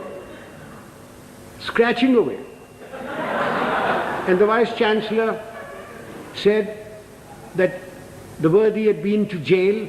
When he said that, the girl said, I almost shouted he should be there now. Then the Vice Chancellor asked him to go to the lectern and to talk to us. So he picked up the lemonade or limca or whatever was there, which belonged to his female offspring, and took a sip, which started a howl.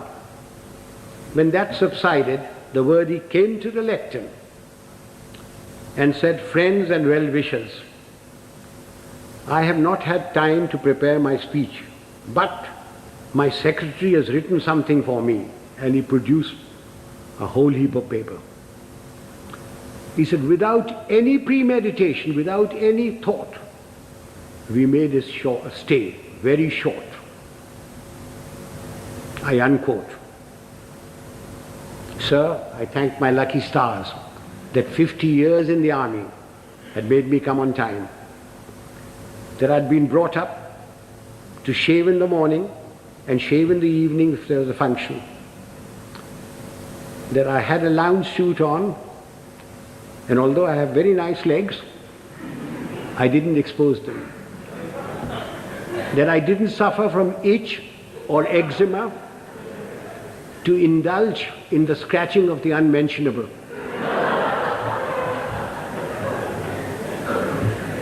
Now do you see what I mean by ill discipline? Had the worthy come on time, according to the program, talked to the people and given them advice, can you imagine what a lot of good it would have done? Instead of that, his act of ill discipline produced more ill discipline. Now, this is not a matter to be laughed at and forgotten. We people in India are terribly ill disciplined.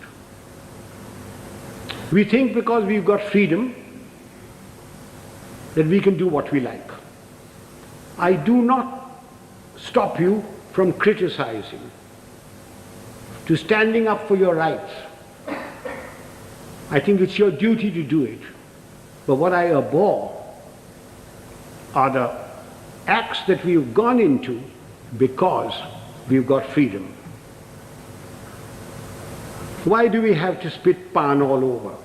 Why do we have to write on doors and things? Why do we have to keep staircases dirty and filthy? Why do we have to throw garbage in somebody else's compound? These are all acts of ill discipline. It is because of these acts of ill discipline that you have corruption, you have smuggling, you have all sorts of things. Even animals in Tanzania are better disciplined. I went there 4 years ago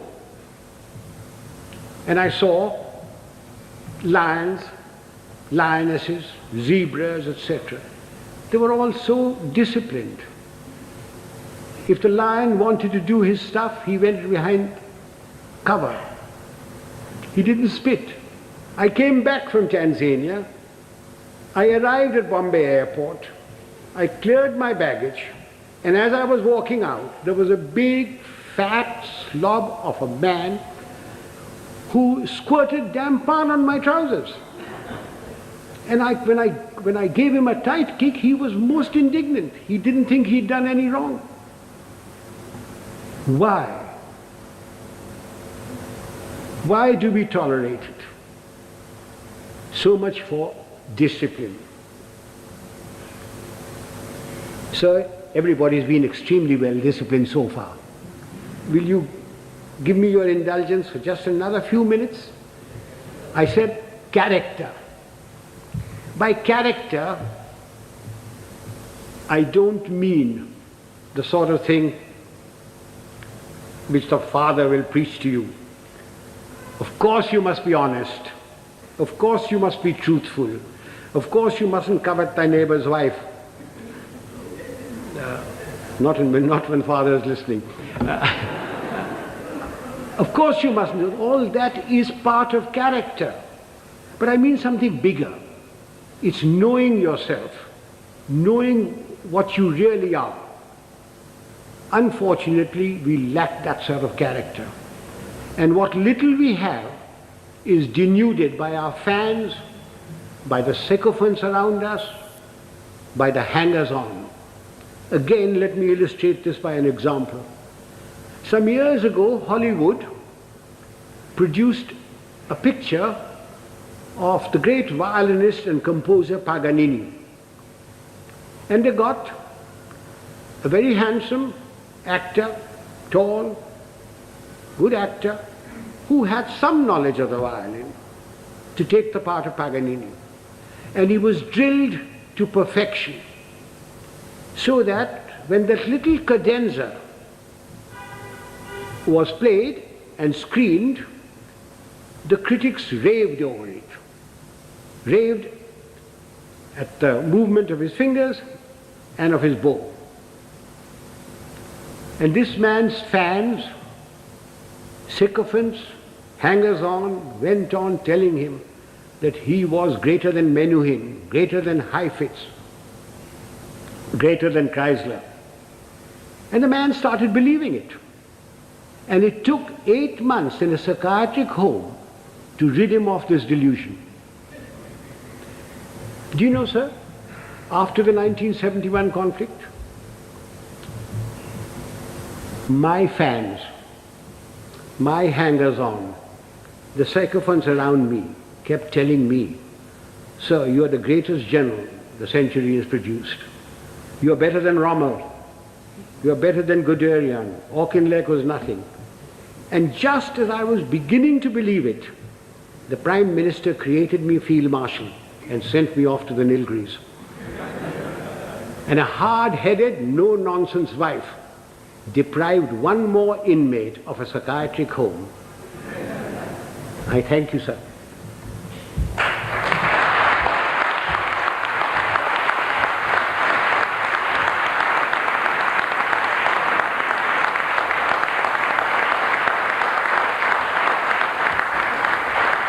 Ladies and gentlemen, I'm at your mercy. You can ask me any question you like, personal, pertinent, or impertinent. I'm getting deaf, so you'll have to come nearer me. Punctuality is very essential for this engagement was announced at 6:30. You're quite right, sir.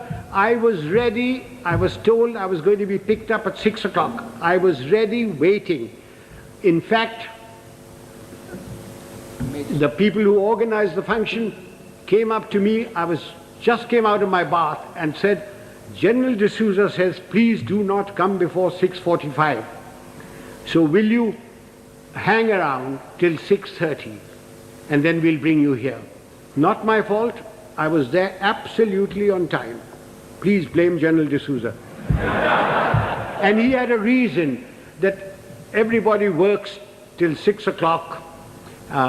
Traffic is also there, and therefore he decided it was going to be 6:45. I would like to add that we got to go into East Pakistan. None. Militarily. You cannot go into anybody's country. But we had 9 million refugees. We in our own country are starving. We don't have enough clothes, we don't have enough medical attention, we don't have enough food, we don't have enough schooling. But we had 9 million people, through no fault of our own. The Prime Minister of India, went around the whole world telling everybody that I have nothing against Pakistan. In fact, I want Pakistan to be strong. What crime have we committed that we should have 9 million people of somebody else's country in my country? You Americans, if 2 Indians go there, you kick up a row. You, the French, won't accept anybody coming in. The British don't. Why are you asking me to keep 9 million men? Yahya Khan is your friend, not mine. Please persuade him to take these people back or create conditions so that they go back.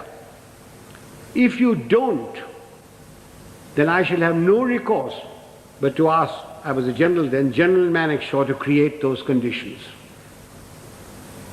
Now, we had no intention, no desire to go there. All we wanted was these people to go back. And they would never go back so long as the Pakistan army was doing what it was in East Pakistan. I certainly spoke about it. I understood the problem as a soldier and also as an Indian. Now, you asked me about Sri Lanka. The number of refugees that have come in, very small. In fact, they don't want to go back. They're being pushed back. If 2 million camels had come in, perhaps we would have had to take some action. Have I answered that question? Would the young lady stand up? Let me look at her. Don't be shy. Oh, thank you, dear. What steps are taken from the moment this is leadership has been our profession for thousands of years. For thousands of years. The army has provided the leadership.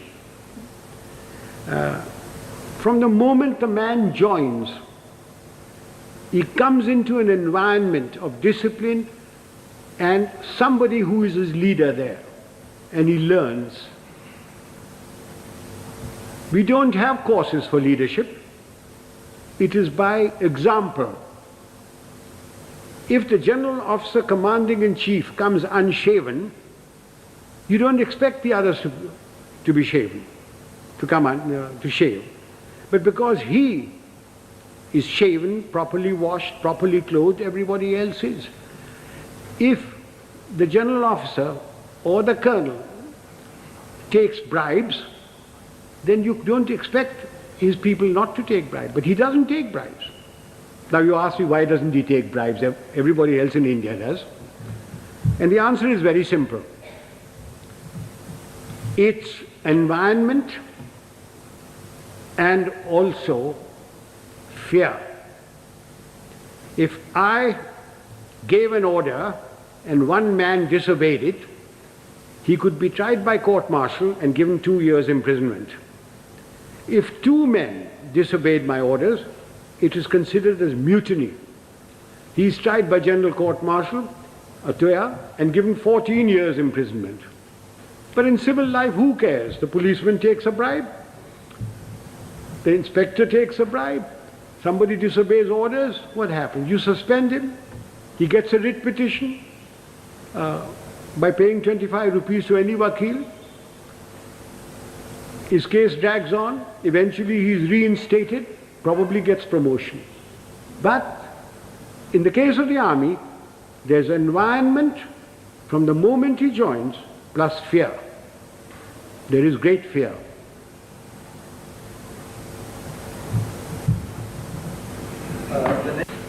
We Indians are alleged or supposed to be very religious people.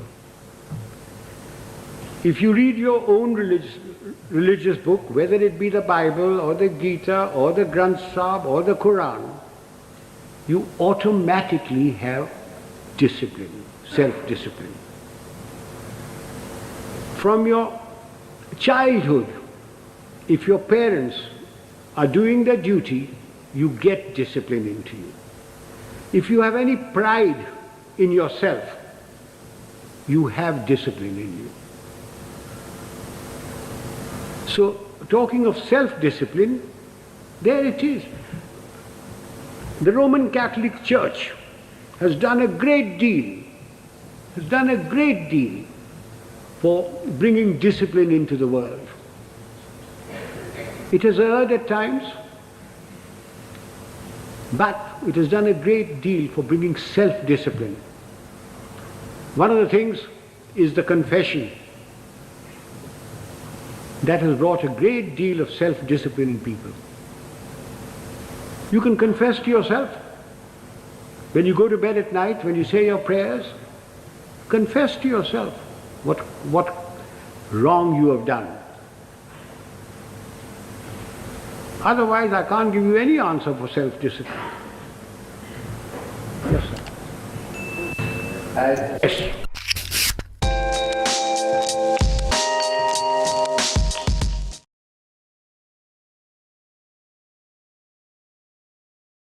Sit-down interview as such on a question-answer session. So there are many questions that I have, but I understand there's a time constraint. And so I will get straight to the point on the Agnipath scheme. Was there any need to tinker with a scheme which has been working with a process of recruitment and a system of hierarchy which has been in place for so long? Well, thank you very much for this interview. I'm grateful to you, and it's a very contemporary subject which is needs to be deliberated and discussed. And I'll tell you, firstly, we must understand security is a very dynamic concept. It cannot remain static. Security is only in relation to the environment in which we have to protect our national interests and in which we have to protect all our national assets. In this context, if we see, the whole world is undergoing a great change. The wars are changing their complexion. Increasingly, we are going towards a contactless war. We are also going towards a war against the invisible enemy. Technology is taking over at a very rapid speed. So what was good for yesterday is not necessarily good for tomorrow. जो हम कल कर रहे थे, वही भविष्य में भी करते रहें तो हम सुरक्षित रहेंगे, ये संभव नहीं है. यदि हमें कल की तैयारी करनी है तो हमें परिवर्तित होना पड़ेगा. आवश्यक इसलिए था कि ये सारी का सारा जो इन्वायरमेंट है भारत के चारों तरफ सारे संसार के अंदर में वो बदल रहा है. दूसरा, इसको एक परिप्रेक्ष्य में देखने की ज़रूरत है. There is a need to look at it in a perspective. ये अग्निपथ अपने में कोई योजना नहीं है. ये अग्निपथ अपने में कोई स्टैंड अलोन साइलो नहीं है. प्रधानमंत्री नरेंद्र मोदी जी जब सत्ता में आए 2014 में, तो उनकी सबसे बड़ी प्राथमिकता, one of his prime priority was how to make India secure and strong. And that required many avenues, that required many steps, multitude of them. Broadly speaking, they come under the four heads. It requires equipment, it requires change in systems and structures, it requires change in technology, it requires change in manpower, policies, and they have got to be futuristic. कल और भविष्य की तरफ देखते हुए हमारे को इन चारों क्षेत्रों में अपनी प्रगति करनी है. आपने देखा होगा, अगर आप पिछले 8 सालों के अंदर में देखें तो स्ट्रक्चरल एंड सिस्टमेटिक चेंजेस बहुत सारे हुए हैं. मान लिया जाए कि CDS का वो था, पिछले 22-25 साल से पड़ा हुआ था, ये डिमांड थी, ग्रुप ऑफ मिनिस्टर्स की रिकमेंडेशन थी, लेकिन राजनीतिक इच्छा शक्ति न होने के कारण ये इम्प्लीमेंट नहीं हुई. हमारे यहाँ साइबर थ्रेट्स पैदा होने शुरू हो गए थे. डिफेंस साइबर एजेंसी का निर्माण एक स्ट्रक्चरल एंड सिस्टमिक चेंज था. डिफेंस स्पेस एजेंसी का आज से 5 साल 10 साल पुराने सैनिक इसकी कल्पना भी नहीं कर सकते थे कि आज हमारी डिफेंस एजेंसी की अपनी स्पेस की एक इंडिपेंडेंट एजेंसी है, एक इंडिपेंडेंट वो है. इसी प्रकार से बहुत सारे जो सिस्टम्स एंड स्ट्रक्चर्स भी चेंज किए गए. दूसरा जो क्षेत्र था जो है इक्विपमेंट का. आज हम आपने देखा होगा सरकार ने अपनी सेना के लिए कितने नए तरह के वेपन्स, हमारे पास में जो असॉल्ट राइफल थी जिस पर हम डिपेंड कर रहे थे 7.62, वो शायद इतनी कारगर नहीं थी, अब उसको रिप्लेस किया जा रहा है भारत में बनी हुई AK-203 के साथ में। ये एक बहुत ही कामगर और दुनिया की one of the best assault rifles होगी। इसी प्रकार से अगर हम देखें, चाहे वो पनडुब्बियों के क्षेत्र में है, चाहे वो personal equipment of the soldier है, चाहे वो एयरक्राफ्ट्स हैं, हमने लाइट कॉम्बैट एयरक्राफ्ट का और अब एक 5th जनरेशन एयरक्राफ्ट एमका का हम निर्माण कर रहे हैं। तो इक्विपमेंट के क्षेत्र में एक बहुत प्रगति की जा रही है। और एक है टेक्नोलॉजी का फील्ड जो सबसे ज़्यादा कॉम्पिटिटिव फील्ड है। इसमें पैसा भी बहुत लगता है और बहुत कुशल वैज्ञानिकों की आवश्यकता होती है। We need the top scientist who are globally competitive and others. देखिए, इस सरकार के टाइम के ऊपर में अंतरिक्ष के अंदर में जो बड़े और नए संकट आए, सारे का सारा वारफेयर जो है वो सैटेलाइट कंट्रोल होगा। आपका जो हवाई जहाज चलेगा या आपके जो रडार्स काम करेंगे वो सब satellite communication and satellite control होंगे। पर सर, ये अग्निवीर जो हैं उनकी ट्रेनिंग सिर्फ 1 या 3 महीने की होगी। मतलब आर्मी चीफ ने कहा है दैट बाय दिसंबर रिक्रूटमेंट हो जाएगी और मार्च तक डिप्लॉयमेंट हो जाएगी। ये कहाँ से आप उनको ट्रेनिंग दे सकते हैं रेडार या सबमरीन के लिए? How to run it, how will you train them इतनी जल्दी? हाँ, मैं आपको इस पॉइंट पर आता हूँ, ये बहुत अच्छा पॉइंट है, मैं आपको अभी बताता हूँ। But I just tell you, before that let me tell you that is in the field of technology we have done a great this thing. We have got light combat aircraft, we have got AMCA, we have got submarines that we have made, we have given the nuclear submarines that we have launched, and we also became a space power. We have hit at the satellites. And the fourth pedestal of it is the manpower reorganization. Now, in the manpower reorganization, the point that you have raised was that is we must have a young, agile, fit, well-trained army. Okay. It is a contradiction. It's a paradox कि भारत का वो देश जिसकी सबसे young population है उसकी एक oldest army है, जहाँ पर 2030 के अंदर में 50% लोग 25 साल से कम उम्र के होंगे, उसी देश के अंदर में जो सेना की एवरेज एज है वो दुनिया के सबसे अधिक एजेड आर्मीज में से है। तो हमें उसको ठीक करना था। अब आपने प्रश्न किया कि यदि हमारे को अग्निवीर बनाते हैं या हम अग्निपथ के रास्ते पर चलते हैं तो किस प्रकार से हम उनकी ट्रेनिंग और उनको इक्विप कर पाएंगे इन नई चुनौतियों का, to meet the new challenges and the threats. Will they be competent enough? Now let me tell you one thing. First point you must understand, Agniveer will never constitute the whole army. Agniveer केवल पहले 4 साल में recruited जवान होंगे. बाकी लोग जो होंगे जिनका की proportion एक बहुत बड़ा होगा, वो अनुभवी होंगे. They will be experienced, they will be trained and other. And these Agniveers, those who become the regulars eventually, will go through more intensive training, will acquire the experience, will become more battle worthy and more experienced over the period of time. So Indian Army at any point of time will have a large number of people who, though recruited as Agniveers, but had been specially selected for their suitability, for their fitness, for their agility, for their motivation and for their aptitude for the job, and also did not have that sort of the personal problems by which they would like to leave the army and settle for something which is more stable and a personal life. So these persons will be well trained. So it is not only that the Indian Army will be having only this component. Yes, Indian Army will constitute at the level of the Jawans and the ORs who had been recruited through the process of Agniveer, specially selected, whose work, whose performance has been monitored and digitally monitored through various complex processes over a long period of time. Selection is one part. Even when you select people who are physically fit and others, it's a very small thing. But when we observe them over a longer period of time, we are able to see that what sort of material do we have which will make the ideal soldier for the future. Imagine the army of 15 years hence, in which all those who have been recruited have come through the special 4 years probation period and then gone and joined the army. See their technical skills, see their motivation, their physical fitness and others.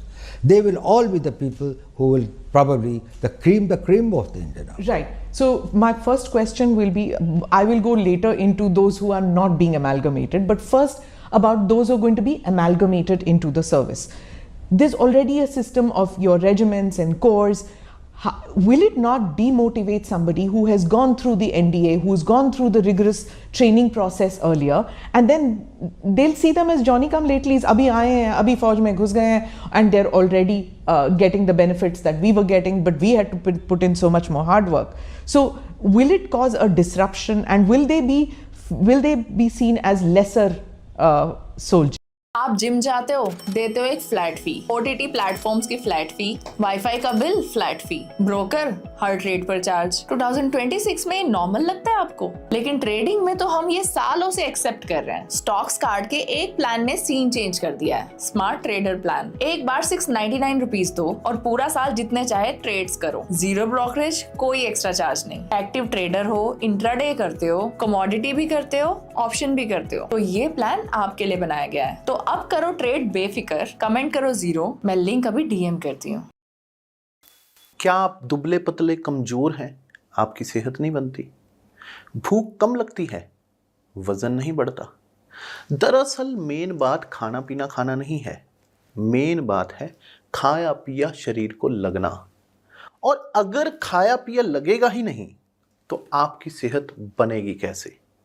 इसलिए हमारी संस्था सन्यासी आयुर्वेदा ने एक ऐसी दवा का निर्माण किया है जो कि आपके लिवर को, आपके पाचन तंत्र को दुरुस्त करने का काम करती है, ताकि आप जो भी खाएं उसका पूरे का पूरा निचोड़ आपके शरीर को लगे, आपकी भूख बढ़े, खाया पिया सही से लगे, नया खून बने, हड्डियों में जान आए, वजन बढ़े और आप मोटे तगड़े खूबसूरत पर्सनैलिटी के मालिक बन जाए।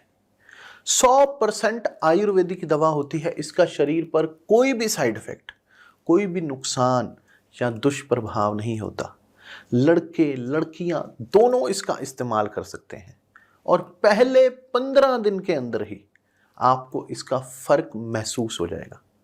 सिर्फ 699 रुपए की पूरे 1 महीने की दवा होती है और आप इसे घर बैठे 01145454545 पर फोन करके दवा मंगवा सकते हैं। देखिए, सेना में जाने वाला हर रिक्रूट फ्रेश होता है, चाहे वो रेगुलर में जाए, चाहे वो अग्निवीर की तरह जाए, चाहे आज से 15 साल पहले जाता था, उसकी भी पहले 1 महीने की सर्विस होती है, फिर 6 महीने की होती है, फिर 1 साल की होती है। वो शुरू नहीं होता है 15 साल की या 12 साल की सर्विस के साथ में। एक बात, जहाँ तक रेजिमेंट्स का सवाल है, इसमें 2 बातें समझनी चाहिए। ये जो रेजिमेंट्स का कंसेप्ट है, इसको कोई टिंकर नहीं कर रहा है। अगर रेजिमेंट्स हैं तो आर्टिलरी की रेजिमेंट्स रहेंगी, आर्मर्ड कोर की रेजिमेंट्स रहेंगी, इलेक्ट्रिकल मैकेनिकल इंजीनियर्स हैं या इंजीनियर्स हैं या बाकी सारे हैं। ये जो रेजिमेंटल, कभी कभी इन्फेंट्री की कुछ यूनिट्स के अंदर में बारे में लोगों को भ्रम है। पहली बात तो अब कोई कास्ट बेस्ड रेजिमेंट्स बहुत कम बची हैं, सिर्फ 2 या 3 हैं जो कि अभी भी प्योर उसी एरिया के क्षेत्र को करते हैं। और ये एक कॉलोनियल लेगेसी है। अंग्रेज़ ये चाहते थे कि कोई भी चीज़ पैन इंडिया ना हो, और वो ये चाहते थे कि उनको किसी न किसी वर्ग में बांटा जाए और उस वर्ग या क्षेत्र के प्रतिनिधि के रूप में जाए। उनका कोई नेशनल पर्सपेक्टिव नहीं हो, क्योंकि इससे उनके अपने कॉलोनियल एम्पायर को एक खतरा था। देखिए, मैं आपको बताता हूँ, इसी इंडियन आर्मी को फर्स्ट टाइम ये नेशनल आर्मी के रूप में कब आई? आज़ाद हिंद फौज की तरीके से, when it became the Indian national army. क्या था उसका? 60,000 की फौज थी। कोई रेजिमेंट थी इनकी? थी रेजिमेंट। इनकी रेजिमेंट थी रानी झांसी रेजिमेंट, इनकी रेजिमेंट थी Mahatma Gandhi regiment, not an Ahir और राजपूत और ये नहीं थी। और कितना सैक्रिफाइस किया इन्होंने? 60,000 में से 40,000 मारे गए। इतना एट्रिशन हुआ था। दुनिया के अंदर में किसी लड़ाई के अंदर में इतने एट्रिशन एंड कैजुअलिटीज नहीं हुई हैं जितनी इंडियन नेशनल आर्मी ने इम्फाल, कोहिमा के और सिंगापुर के बैटल्स के अंदर में गंवाए हैं। वो किसके लिए लड़ रहे थे? उनमें रेजिमेंटल प्राइड नहीं था क्या? उनके लिए वो नहीं था, वो भारत के लिए लड़ रहे थे।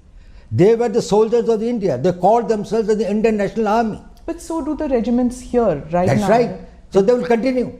Okay. That's what I'm telling you. They will have the nomenclature. There will be the regiment of this.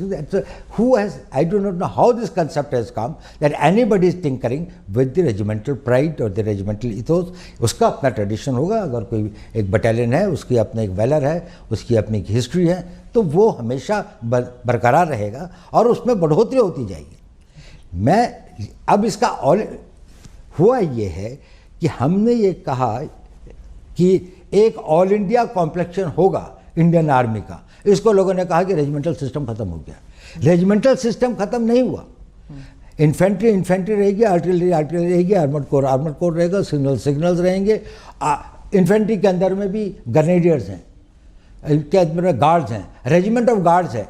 Regiment of guards में किसका जाति के लोग हैं, कितना स्प्लेंडेड वो है उनका, ग्रेनेडियर्स है, उसमें किस जाति के धर्म के एक क्षेत्र के लोग हैं।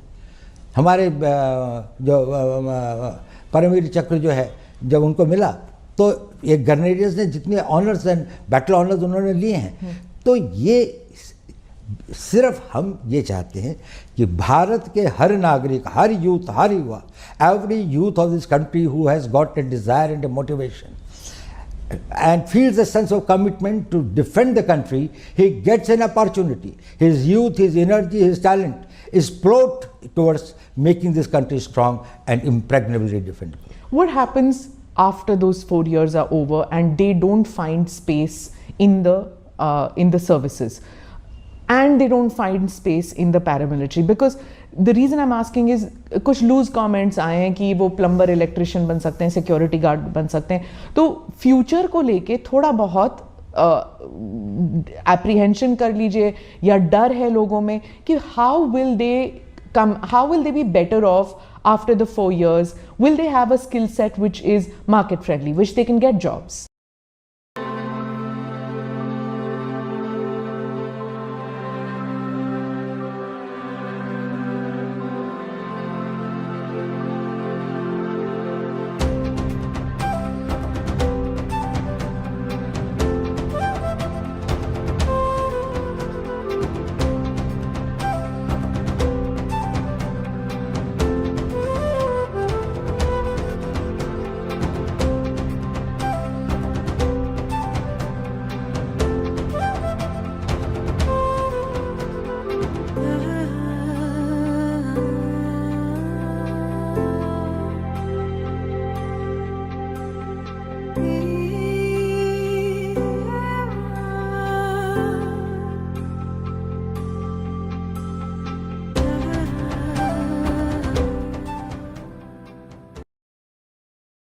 गायनेकोमास्टिया का इलाज तो आप सब जानते ही हैं, लेकिन क्या आप गायनेकोमास्टिया 360 4DX अप्रोच के बारे में जानते हैं? क्या आप चाहेंगे कि अगर आपका ट्रीटमेंट हो रहा है गायनेकोमास्टिया के लिए, क्योंकि आप शर्ट पहनते हैं अच्छा नहीं लगता, या शर्ट उतारते हैं अच्छा नहीं लगता, या अपने पसंद की जिम वेयर नहीं पहन पा रहे हैं, तो गायनेकोमास्टिया का ट्रीटमेंट तो चाहिए। जो गायनेकोमास्टिया 360 टेक्निक है उसमें आपको ज्यादा सेफ्टी, ज्यादा अच्छे रिजल्ट्स, फास्टर रिकवरी और बहुत जल्द बैक टू वर्क, इन सारे एडवांटेजेस की वजह से ही नंबर 1 टेक्निक है। I think this is one of the biggest misunderstanding that has been created either deliberately or by lack of full knowledge and understanding of this thing. We are talking about a young man who is 22 or 23 years old, has done 4 years of service and now is in the market. Compare him with any other 21, 22 years old man who has not become Agniveer. This person has become disciplined, he has got the capability to work in a team, he has learned skills, he has developed the confidence, and he is trainable. His mind and his vision, he has got an all India perspective. So he is much more equipped to face the society. On top of it, he has been given a qualification that will be +2. That makes him comparable with any other persons in his age group to which the others are joining. So there is no avenue that has been debarred or closed for him. इसके लिए वो सारे रास्ते खुले हैं। उसके बाद उसके पास में 11 लाख रुपए के लगभग पैसा भी है, जिससे वो कोई नया कोर्स कर सकता है, आगे की पढ़ाई कर सकता है, यूनिवर्सिटी में जाना चाहे तो यूनिवर्सिटी की पढ़ाई कर सकता है। उनमें से कोई अगर टेक्निकल स्किल्स ज्वाइन करना चाहे तो पॉलिटेक्निक्स और उसको ज्वाइन कर सकता है। आजकल एवरेज एज सेटलमेंट की अपने करियर में 24-25 साल 26 साल होती है। देखिए आज हम उस ज़माने में हमारे एज स्पैन के साथ में 1 लाइफ 2 कैरियर्स की बात करते हैं। अब तो लोग 1 लाइफ 3 कैरियर्स की बात करते हैं। कंपेयर करें, यही आदमी अगर 15 साल के बाद जाता तो 32, 33, 34 साल का होता। इस वक्त में अब उसको कोई ना ट्रेनेबल है, उसकी एज इतनी भी नहीं है कि वो घर में बैठ जाए, क्योंकि अभी उसकी शादी हुई 3-4 साल हुए हैं। अभी उसके पास कोई छोटा बच्चा है जिसको पढ़ाना भी है। कोई लड़की होगी तो वही 15-20 साल के बाद शादी के लायक होगी। उसके पास में जिम्मेदारियाँ ही जिम्मेदारियाँ हैं। पहले का ज़माना फ़र्क था। ये जो सोल्जर था वो गांव से आता था और गांव वापस चला जाता था। गांव में रहने के लिए उसके पास थोड़ी ज़मीन होती थी और पेंशन पर गुजारा हो जाता था। आज पेंशन पर उसका गुजारा नहीं हो सकता, तो उसको सेकंड कैरियर की आवश्यकता होती है। 34 साल के बाद में इसका 40 साल का जीवन अभी और बचा हुआ है। इस 40 साल के जीवन में ना उसको हम नई ट्रेनिंग दे सकते हैं, ना उसको कहीं पर अगर अब्जॉर्ब करें तो वो एक नए कैरियर की नई शुरुआत, नई जोश के साथ में उसको आगे बढ़ा सकता है। तो इसलिए इसको ये रखा गया है कि अगर वो 4 साल के बाद में आते हैं तो उनकी ट्रेनिंग, उनका डिसिप्लिन, उनका बैकग्राउंड, उनका आर्मी का कैरियर उनको समाज में एक ऊंचा स्तर देता है। उसके बाद उनके पास में एजुकेशन भी है। और ये टॉप ऑफ इट है कि सरकार ने कहा कि 10% CPMF में होंगे, डिफेंस फोर्सेस के अंदर में, जो डिफेंस मिनिस्ट्री ऑफ डिफेंस के अंदर में कोस्ट गार्ड है, बाकी चीज़ें हैं जो कि उनके उसमें अंदर में आती हैं, डिफेंस सर्विस कोर है और जो उसके अंदर में, और काफ़ी मिनिस्ट्री का है। अब देखिए, ये 10% अग्निवीर का नहीं है, ये 10% उनके यहाँ भर्ती होने वाले लोगों की हैं। तो अगर फर्ज कर लीजिए कि CPMF की भर्ती 40,000 या 50,000 की है तो उसमें 5,000 जाएंगे। ओके। या 10% अगर जो उनके 3,000 या 4,000 लोग या 5,000 लोग जो है वो उनके जो उसका 10% नहीं होगा। ये इन नहीं। अब भारत आगे बढ़ रहा है, भारत की प्रगति हो रही है। पहला आदमी अग्निवीर जब रिटायर होगा तो आज से 5 साल के बाद में होगा। उस वक्त भारत की इकोनॉमी 5 ट्रिलियन की इकोनॉमी होगी। प्राइवेट सेक्टर एक नई गति और नई दिशा के साथ में आगे बढ़ेगा। डिफेंस इंडस्ट्रीज जिस तरह से बढ़ रही हैं, बहुत सारे ऐसे काम होंगे। डिफेंस पब्लिक सेक्टर अंडरटेकिंग्स के अंदर में जिस प्रकार से विस्तार हो रहा है, कंट्री के अंदर में मैन्युफैक्चरिंग बढ़ रहा है, उनको लोगों को ये लोग चाहिए जो डिसिप्लिन्ड हों, ट्रेनेबल हों और जिनके साथ जिनके पास में उम्र हो। इनका सबसे बड़ा एसेट है इनकी उम्र, कि ये अभी भी यंग है।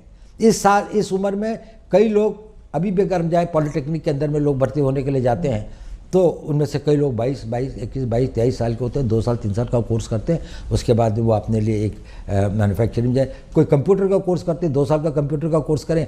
इंफॉर्मेशन टेक्नोलॉजी के फील्ड में इतने वो हैं, तो इनके लिए स्थान ज़्यादा होंगे। इनका भविष्य टोटली सुरक्षित है और इनको किसी प्रकार की चिंता करने की बात नहीं है, क्योंकि इनके पास में 22 साल की उम्र है, इनके पास में 4 साल देश की सेवा करने का एक सर्टिफिकेट है, इनके पास में एजुकेशनल क्वालिफिकेशन की एक वो है, और उसके अलावा इनके पास में एक ऐसी धनराशि भी है जिससे इसको इन्वेस्ट कर सकते हैं। और अभी इनकी इनकम्बेंसीज नहीं है, अभी इनके परिवार नहीं है। जो ट्रेनिंग के लिए चाहे तो कोई मद्रास जाना चाहता है, कोई कश्मीर जाना चाहता है, कहीं भी जा सकता है। वो मोबाइल है। जब वो 34 साल की उम्र में आप उसको भेजते हैं, उसके साथ सबसे बड़ा अन्याय है, क्योंकि ना तो वो घर बैठ सकता है, ना लोग ऐसी जगह पे जाते हो अपने क्षेत्र से बाहर भी नहीं जा सकता।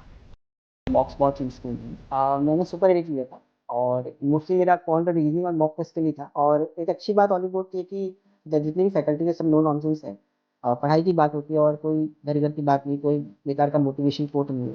अगर आपको कुछ करना होता है तो ऐसे फैकल्टी स्टूडेंट जो भीड़ से हटकर पढ़ाते भी हैं, तो उस वजह से अप्रोचेज अलग होने की वजह से मुझे एग्जाम में भी काफ़ी अच्छी हुई। तो इसलिए मैं हॉलीवुड का बहुत कि टेस्ट सीरीज ज्वाइन करी, तो उसका मुझे डेफिनेटली हेल्प हुआ, क्योंकि वो जो टेस्ट सीरीज था वो एग्जाम ओरिएंटेड मुझे लगा, मतलब जैसे एग्जाम में आता है। I also use Hollywood's YouTube channel extensively, covering budget, economic survey, top 100 MCQ series that you guys were doing. So these were my sources basically. जो मेन एग्जाम में लेवल रहता है वो आप लोगों ने दे रखा है और बच्चों को जरूर प्रीफर करना चाहिए।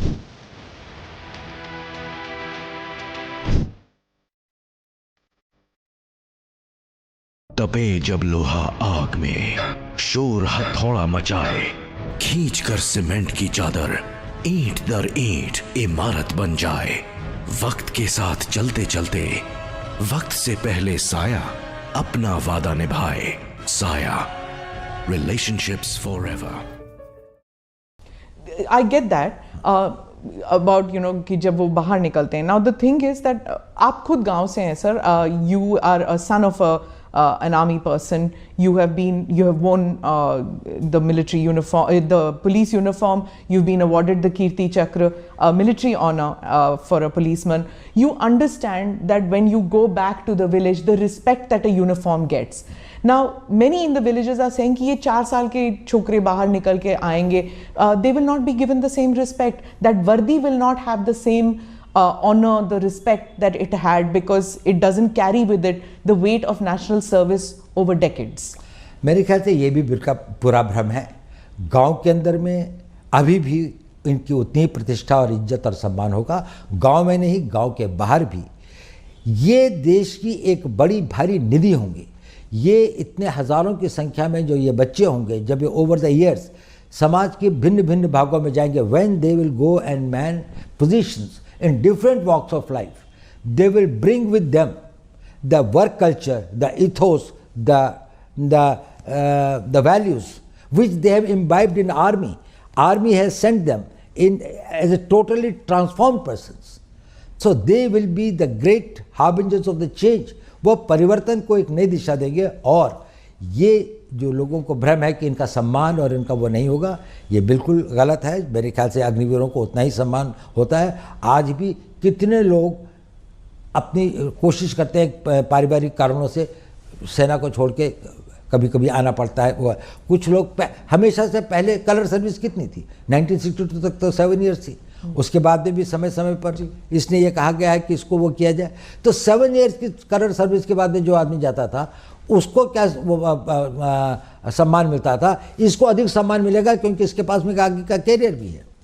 Sir, if this scheme was so overdue, so necessary, keeping in view that wars have changed, the nature of wars have changed, and the nature of the requirement of manpower has changed for India. अगर ये इतना overdue था, तो इसके against इतने protest, इतने sudden protest क्यों हुए?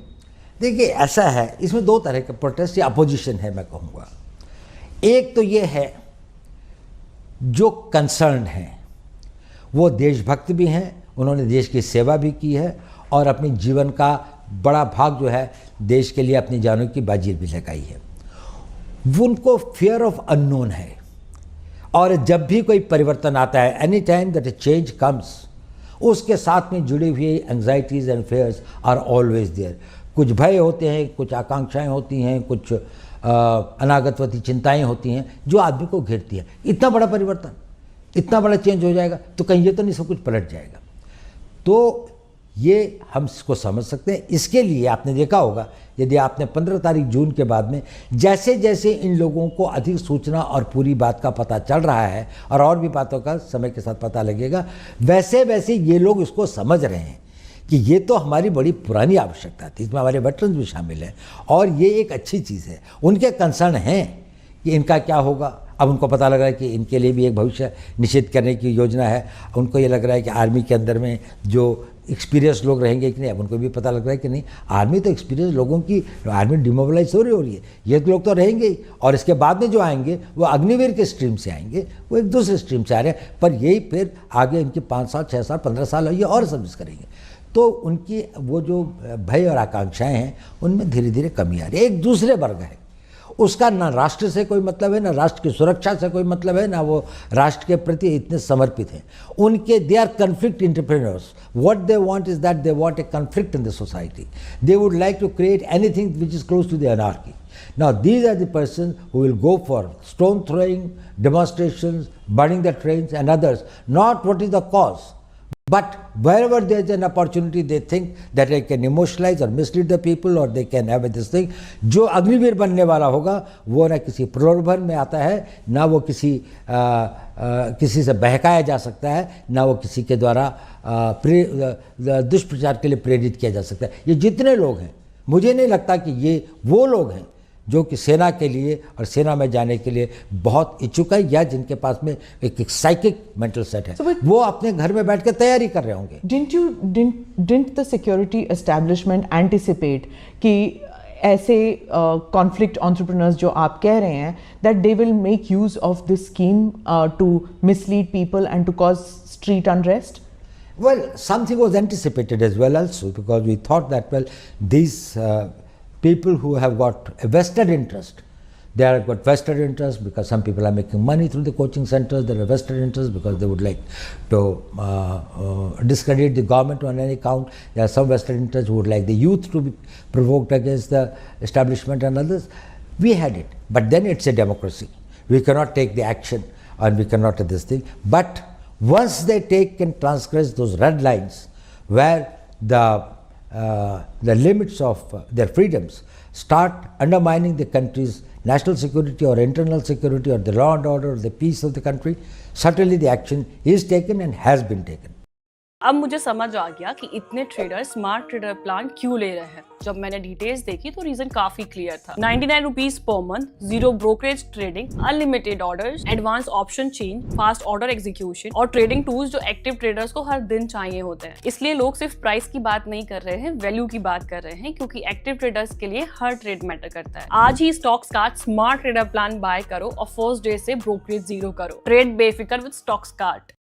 So you think that, in your opinion, street protests are justified to a certain extent in a democracy? Do you agree with that? Well, I think that the protests or the raising your voice, expressing your this thing is justified and is permitted in a democracy. But this vandalism, but this violence, it is not permitted and will not be tolerated at all. So our security forces, I mean the state police, I mean out here, they were just not equipped to handle it. We saw for hours together coaches burning. Hours together the coaches were burning. There was no firefighting equipment in the railway stations. Railway police हम सिर्फ देखते हैं marching, but वहाँ पे कोई railway police नहीं थी। 4-5 घंटे trains were burning. We've seen protests with regard to, the earlier protests also. 1 week they've been going on with regard to prophet remarks or with regard to anything. Policemen crying, sir, forces bhej dijiye. The impression one gets is that these reforms which you are bringing about in the Fauj, it's probably more needed for civilians, for the police. Well, I think reforms are required at various fronts. There's no doubt about it. I totally agree. Reforms are required in police, but it's such a huge country of 140 crore लोगों का देश है. इसके अंदर में कहीं कहीं जब कोई घटनाएं होती हैं, उसमें कहीं पर पुलिस की गलती होती है, कहीं पर सर्कमस्टेंसेस ऐसे होते हैं, कहीं पर सूचना का अभाव होता है. These are the things that it happens. They should be investigated, they should be corrected, lessons should be learned to see that they are prevented. There is no justification in case the violence takes place. So, आप conflict entrepreneurs की बात कर रहे थे. As far, I understand that you cannot divulge much about it, but आपने coaching centers की बात की. Is there also a political element that was funding maybe, or that was pushing these young men onto the streets to pick up stones? Well, in many cases the FIRs have been lodged. Wherever there have been incidents of violence, people have been identified. There have been TV cameras and others. Probably it's only after the due investigation that we can say that which were the forces behind it and who did it and why did they do it. And I would not like to preempt something or presume something, but I think the investigations must be done very thoroughly. So, because there are some politicians who are saying, and this is across the country, many politicians feel कि ये जब अग्निवीर बाहर आएंगे, they could be mercenaries for hire. It could pose a risk, law and order situation in their states also. So, is that fear valid, or would you just dismiss it? It is totally invalid. I have been in the business of security for last 55 years. I can tell you, if there is any guarantee in the society to keep peace, stability, rule of law, it will be the citizenship and the civilian population of this country who have to become law-abiding. And you will find the best of the law-abiding citizens in this youth who will not only abide by the law, but will make others and will be the harbingers and the nucleus of the people who will have a national sentiments, who will protect the national interest and create that environment. This an environment of this thing is a creation of the undisciplined minds. People have got no sense of commitment, जिनका ना राष्ट्र से प्रेम है, जिनका ना समाज के प्रति कोई उत्तरदायित्व है, ना जिनके अपने प्रति कोई इस प्रकार का उनका ध्येय या लक्ष्य है कि हम राष्ट्र के निर्माण में क्या कर सकें। ये लोग अच्छे लड़के होंगे, फिजिकली फिट होंगे, उसके बाद 4 साल की ट्रेनिंग में केवल इनके शरीर ही नहीं बढ़ते हैं, इनके मस्तिष्क के अंदर में भी एक ट्रांसफॉर्मेशन आता है, उनका सोचने का तरीका फ़र्क होता है, उनका एक नेशनल पर्सपेक्टिव बनता है, एक ऑल इंडिया पर्सपेक्टिव बनता है। जब ये समाज में जाएंगे और बड़ी संख्या में ओवर द ईयर्स समाज के, सरकार के, प्राइवेट सेक्टर के विभिन्न अंगों में जब ये होंगे तो ये अपने चारों तरफ, अपने परिवारों में, अपने गांव में एक ऐसे वातावरण का वो करेंगे और एक इस प्रकार की फोर्स की तरीके से इमर्ज होंगे जो कि हमारी इंटरनल सिक्योरिटी के लिए एक बड़ा भारी एसेट होगा। और इंटरनल सिक्योरिटी जो है वो बहुत आवश्यक है हमारे राष्ट्र की एक्सटर्नल सिक्योरिटी के लिए। But sir, don't you understand that और don't you see the fear that ये जो इंटरनल सिक्योरिटी को ज़रा भी डिसरप्ट किया जाए, इवन इन पॉकेट्स, जैसे आपने CAA स्टर में देख लिया, उसके बाद हिजाब रिमार्क्स हो जाती हैं, maybe not the hijab and the prophet remarks, but CAA stir and the agriculture reforms की जो लॉज थे, अगर इसमें क्या होता है that the word goes out that on the street that if you push the government, if you push the security establishment to a certain extent with street protest, there could be a roll back. So is there any chance that because of these street protests there could be a rollback to the Agnipath scheme? There is no question of any rollback. There is no question. It is. Let me tell you one thing. This is not something which is a knee-jerk reaction which has come overnight. This has been being debated and discussed for decades. In 70s we had General Krishna Rao Committee, of which General Sundarji, General Chibbar, they were the members.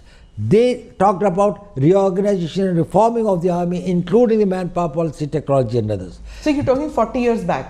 No, not only that. It is not only 40 years back. Then there was this thing of the Arun Singh Committee report in 1989. Then there was a group of ministers, this thing.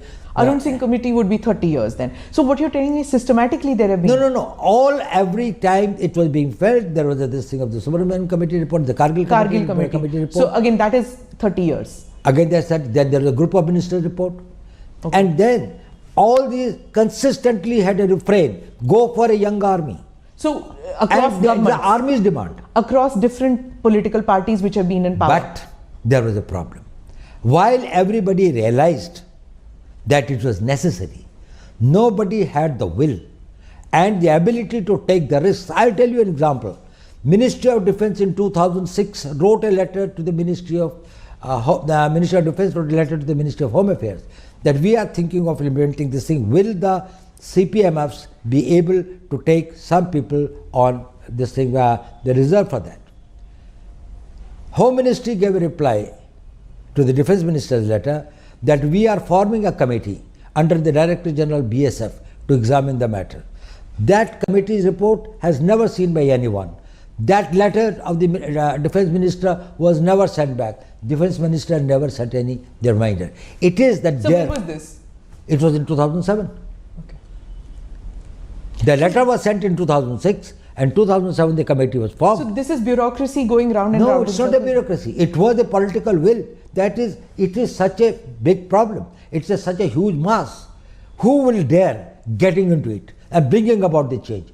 It can happen only with a leader like Prime Minister Modi, who will say that if this is in the national interest, if this will make India strong and secure, then no risk is big enough, then no cost is high enough. Even if it is a political cost, I will pay it, because he visualizes what happens to the Indian army 15 years from now.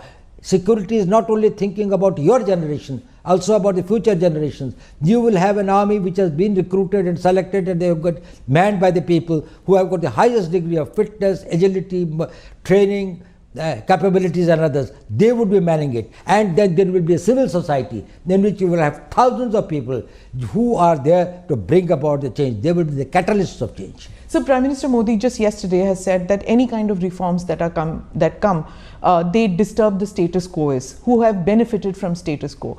Is it that this Prime Minister has the forge and the bureaucracy with him, that earlier Prime Ministers didn't have it, and that is why the MOD, the MHA, the defense, the uniformed soldier, they are not on the same page?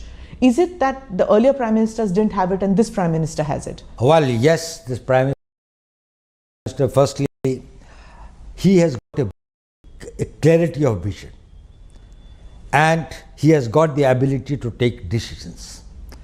He is very right in telling that all status quoists will have some doubts, will have some genuine fears. It requires a certain clarity. There's a lot of clutter and confusion, and to take it out, you need a very clear-headed leadership. When he is clear-headed, people down the line also become clear-headed. Probably the earlier regimes created a muddle because they themselves were not clear. What did they want? What transformation they want to bring about? And what is the cost, and are they prepared to pay that cost?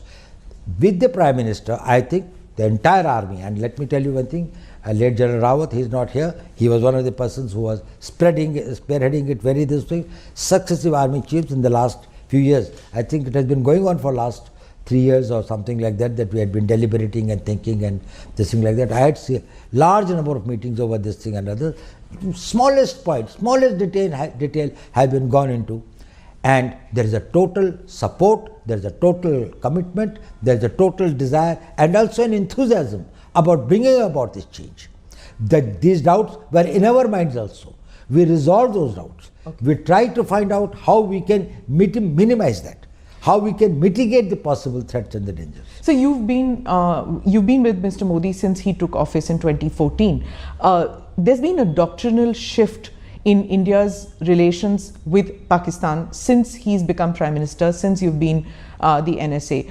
You've seen several regimes change in Pakistan. Do you think, from a security perspective, is it possible for this kind of, I will not talk to you, you have to stop terror, till then I will not talk to you?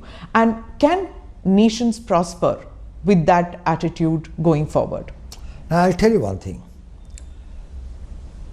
We cannot have peace and war at the choice of our adversary.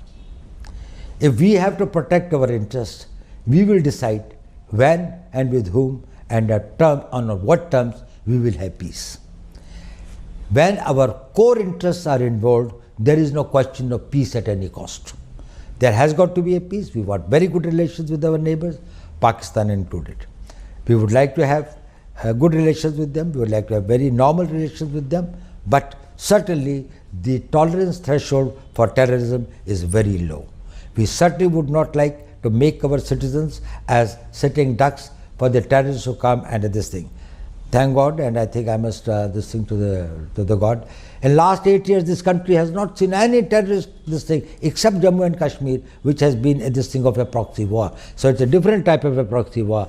Just before that, see, between 2005 to 2014, we had Bombay, we had Pune, we had Kanpur, we have got Delhi, we have got this whole range of this, Bangalore, Ahmedabad and other. What was the whole range of this thing the country was being this way?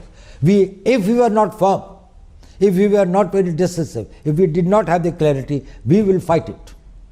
And we will not beg for peace at any terms. So you spoke about Jammu Kashmir, so I have to say this because we saw that when Article 370 was taken back, you went there, you went to Kashmir, you spoke to the people. We saw that happening. What do you have to say to people who are victims of these lone wolf attacks which are happening? Yes, I agree that that terrorism as such from Pakistan is gone, but then these are these lone wolf attacks, soft targets which are going. How will you cope with that? How will terror end in every form in Kashmir? Well, this is a problem of security, and we are dealing with it, and we are dealing with effectively. Firstly, you must understand one thing. Post 2019, the mood and the temper of the people of Kashmir has totally changed. People are no more in favor of Pakistan, in favor of terrorism, in favor of this thing. You can see. Where is Hurriyat today? Where are those Band calls? Where is this Friday Hartals? They have all gone, this thing like that. But some individuals, some young boys who are misled or who are this thing, they are getting into this thing. We are doing our best to persuade them. Their families are trying to persuade them. A lot of change has come about, but still there are few persons and some individual tanzeems, the militant organizations and others who are still operated and go by a mistaken notion of their beliefs or whatever is that they want to be the fidains and they want to come. They do create problems for us. We are fighting them. And we are fighting them with total resolve. There is no way to deal with the terrorists. We don't deal with terrorism. We have to deal with the terrorists. And terrorists, their equipment, their weapons, their explosives, their money, and we on all fronts are trying to tackle it.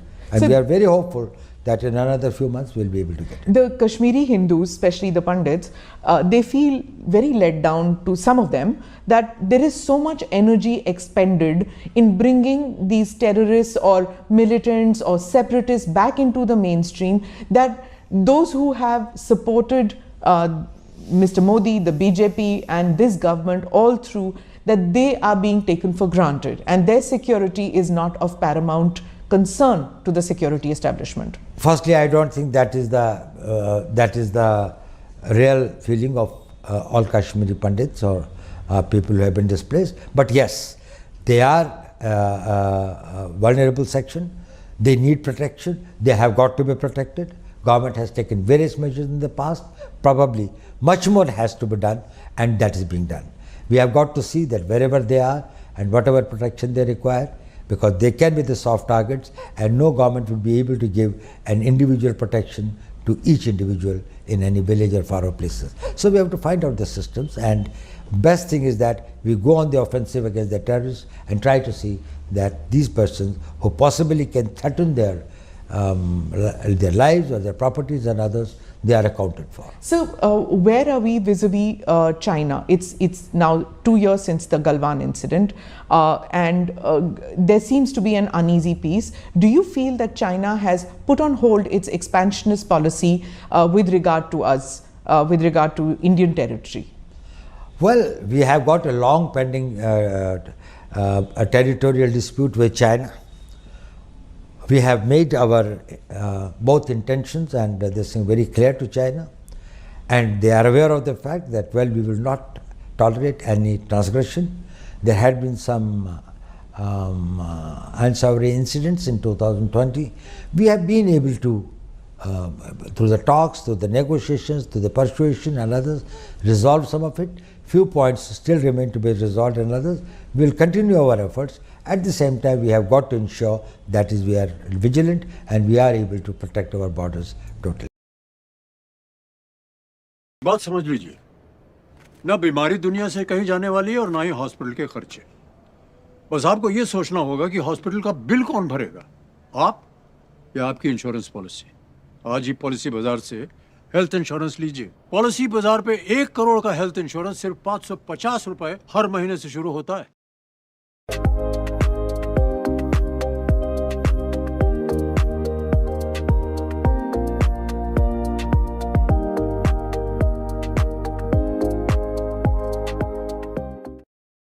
So internal security, external relations, these are mainly conducted behind closed doors, in hush-hush manner. Some of it is visible to common people.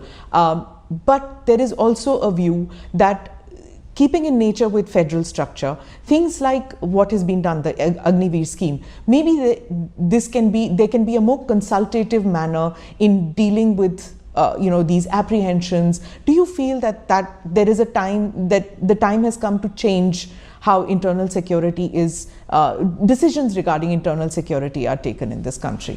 You know, management of security is, but once it becomes public, our adversaries will take advantage of that. So we have got to maintain a certain amount of secrecy. As far as the consultative process is concerned, India's democracy and India's this thing is so open. If it was not such a this thing, you would not find that on every issue, if there are 100 people, there are 101 opinions. And they are freely expressed from the street to the press to the media and everywhere. So you spoke about India's adversaries taking advantage of any kind of unrest which happens in India, but then we saw with regard to the Prophet remarks and the hijab protests that people who we had presumed had become non-adversaries of ours, had suddenly started making comments, had suddenly started doubting India's democracy or India's inclusive society. Do you feel that these protests have gone beyond this and have damaged us terribly? Well, it has, in the sense India has been projected, or rather some disinformation has been spread against India, which is far from the realities and the truth. And probably there's a need for us to engage them, to talk to them and convince them. And you would have find that, wherever we have gone or wherever we have engaged with the concerned people, both outside and inside, we have been able to convince them and try to find out this thing, and it will subside. But it happens. When people get emotionally aroused and others, sometimes their behavior is little disproportionate to the actual event, but it has this thing. Does it put the security establishment on a back foot when these kind of street protests take place on very sensitive topics like the Agnipath scheme? Well, I don't think that is it puts this thing. The only thing is when the law is transgressed. If there are protests, if there is a point of view that people want to have this thing, they have got the right to dissent. In a democracy, that is a right that should be honored, and that should be it should be given ample space. But when it starts hurting the national interests, when it starts undermining the national security, when it starts threatening the life of a law-abiding common citizen, when it starts causing pain to him, it becomes intolerable. And this is what our law says, this is what our constitution says, and that is why the law enforcement agencies are bound by the law, they are bound by their oath to protect the people, to protect their interests, to protect their properties, and not allow the miscreants and the anti-social and the anti-national elements to make better of the society. So as I wrap up, I just have one question on Afghanistan and the recent attack on Sikhs out there and India giving visas to them. Where is it going now? Are Hindus and Sikhs and other minorities, will they find home in India? Will there be, will we increase the number of people that we take from Afghanistan into India? What happens with CAA? Will that come into force? Well, I think it's very clear. CAA very clearly says that in our neighborhood, in case any of these the minorities there are on the basis of their religion are persecuted, we will give them. We have given the visas to a large number of Sikhs, and I think as the flights are available, some of them will be coming back, and others who will apply probably will look at their cases very, very sympathetically. So it was a very unfortunate incident. It should not have happened, but there are forces. That terror and this thing, violence, they are the things in which we have to live with in the modern times. But Government of India is doing everything, and it has assured the Sikhs there and the Hindus there. I think there are very few Hindus left there, but they have assured them that India will stand by its commitment and by its assurances. So towards the end, do you have any message for youth who feel disillusioned and disheartened that maybe some of them were part of the protest, regret it, and would like to take the Agniveers? Is it over? Are the doors shut for them? Well, as far as the message to the youth is concerned, ये message बड़ा clear होना चाहिए कि सेना में जो लोग जाते हैं वो केवल पैसे के लिए नहीं जाते, वो एक जज्बे के साथ जाते हैं। उनमें देश प्रेम होता है, उनके अंदर में राष्ट्र की भक्ति होती है, उनके अंदर में यौवन की शक्ति होती है। वो इसको इन्वेस्ट करते हैं अपने आप को और सोचते हैं हम देश के लिए क्या कर सकें। अगर वो भावना नहीं है तो आप इस करियर के लिए नहीं बने। इसमें केवल हम उन्हीं यूथ को चाहते हैं। आपकी ट्रेनिंग कितनी है, आपकी फिजिकल फिटनेस कितनी है, ये आवश्यक है, लेकिन इससे भी ज़्यादा आवश्यक है कि आपकी मानसिकता क्या है। तो अगर कोई भी यूथ अग्निवीर बनना चाहता है, और मेरा सारे यूथ को इस देश के से यही है, मेरा मैसेज यही है, पॉजिटिव हों, be positive, have faith in the nation, have faith in your leadership, when you join the army and others, the leadership there, have faith in the society and have faith in yourself. That is the most important thing. Swami Vivekananda कहते थे, पुराना धर्म कहता था कि नास्तिक वो है जो ईश्वर पर विश्वास नहीं करता, नया धर्म ये कहता है कि नास्तिक वो है जो स्वयं पर विश्वास नहीं करता। अगर आपको अपने ऊपर विश्वास है, तो आपकी फिजिकल फिटनेस, आपकी मेंटल फिटनेस, आपकी ट्रेनिंग, आपकी उसको और आपकी आयु को देखते हुए आपके लिए सारी दुनिया पड़ी है। You can conquer the world, the whole world is for you. अगर आप डिमोरलाइज्ड हैं, अगर आपकी नेगेटिव थिंकिंग है, तो आपको सारी चीज़ें पॉजिटिव होते हुए भी भविष्य अंधकार में दिखेगा। भविष्य में आस्था रखिए, अपने में विश्वास रखिए और आपका भविष्य बहुत उज्जवल होगा। धन्यवाद Doval ji, thank you so much for speaking with us.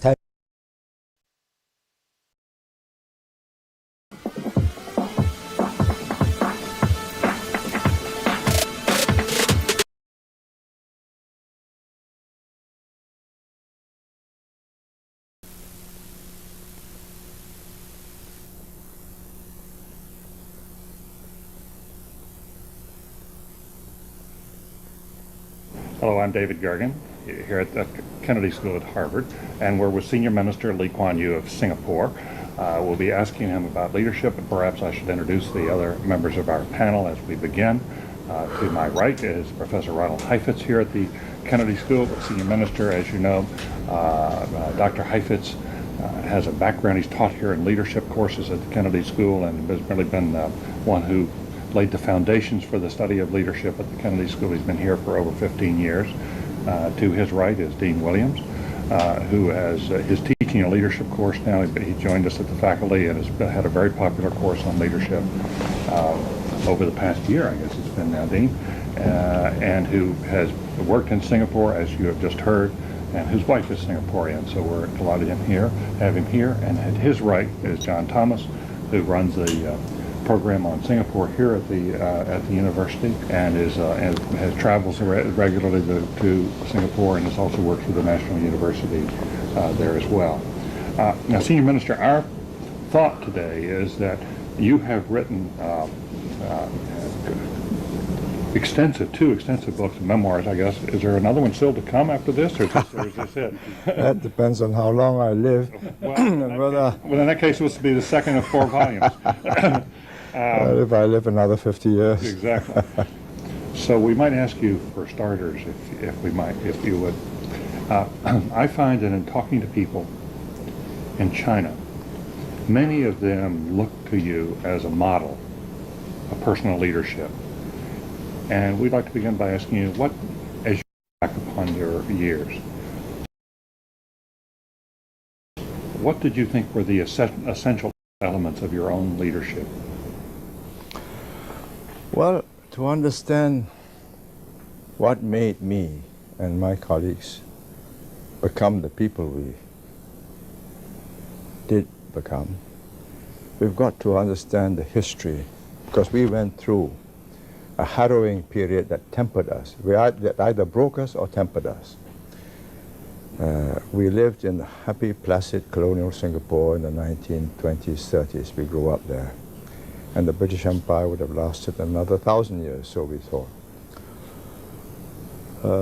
Then the war broke out in Europe, and I'd been wanting to do law, which could only be done in Britain. So to mark time, because France had fallen, I was 18. I joined the local college, Raffles College, to do a humanities course, economics, English literature, and mathematics. My generation did that. Then in our second year, in December 1942, although the signs were there, but the overconfidence was overwhelming. Never believed that the Japanese dared attack. And on the 8th of December, which was 7th, your dateline, about 4 a.m., they came over and dropped bombs. Utter shock. Then the war began, and in less than 1.5 months, they were right down from the peninsula, from Saigon, where they had based themselves, onto Peninsula Malaya, on bicycles and tanks, came right through at the gates of Singapore. All the guns were pointing out in a different direction. Then the bombardment started, and we saw within 1.5 months, the total collapse of the British Raj. And the painting that the Japanese captured was symbolic. I mean, there was this tall, gangling Lieutenant General Sir Archibald Percival, top of his class in Staff and Command College in Camberley, the white flag and the Union Jack. And there was this Tomoyuki Yamashita with his big sword, looking dominating. And the Dark Ages just closed in on us. 3.5 years of hell, butchery, brutality. Many didn't survive. I was fortunate, I did. But it changed us. I don't know why I was spared, just the luck of the draw. Because they picked up all the healthy young men on the basis that they're likely to cause trouble, to polish them off. And anywhere between 50 to 100,000 were taken to the beaches, lined up, and just shot. 3.5 years of privation, reflection, changed us. What right did they have to do this to us? Why did the British let us down so badly? Churchill decided it wasn't worth the sacrifice. He was concentrating on the Middle East. Well, 2 atomic bombs and we were saved, otherwise we would have been destroyed. I mean, towards the end, 1945, when they knew they were losing and they were retreating all the way from the Arakan coast down, they built trenches into every hillock in Singapore, labyrinths, and they had every intention to be there until the flamethrowers incinerated them. But that big bomb and the Emperor's speech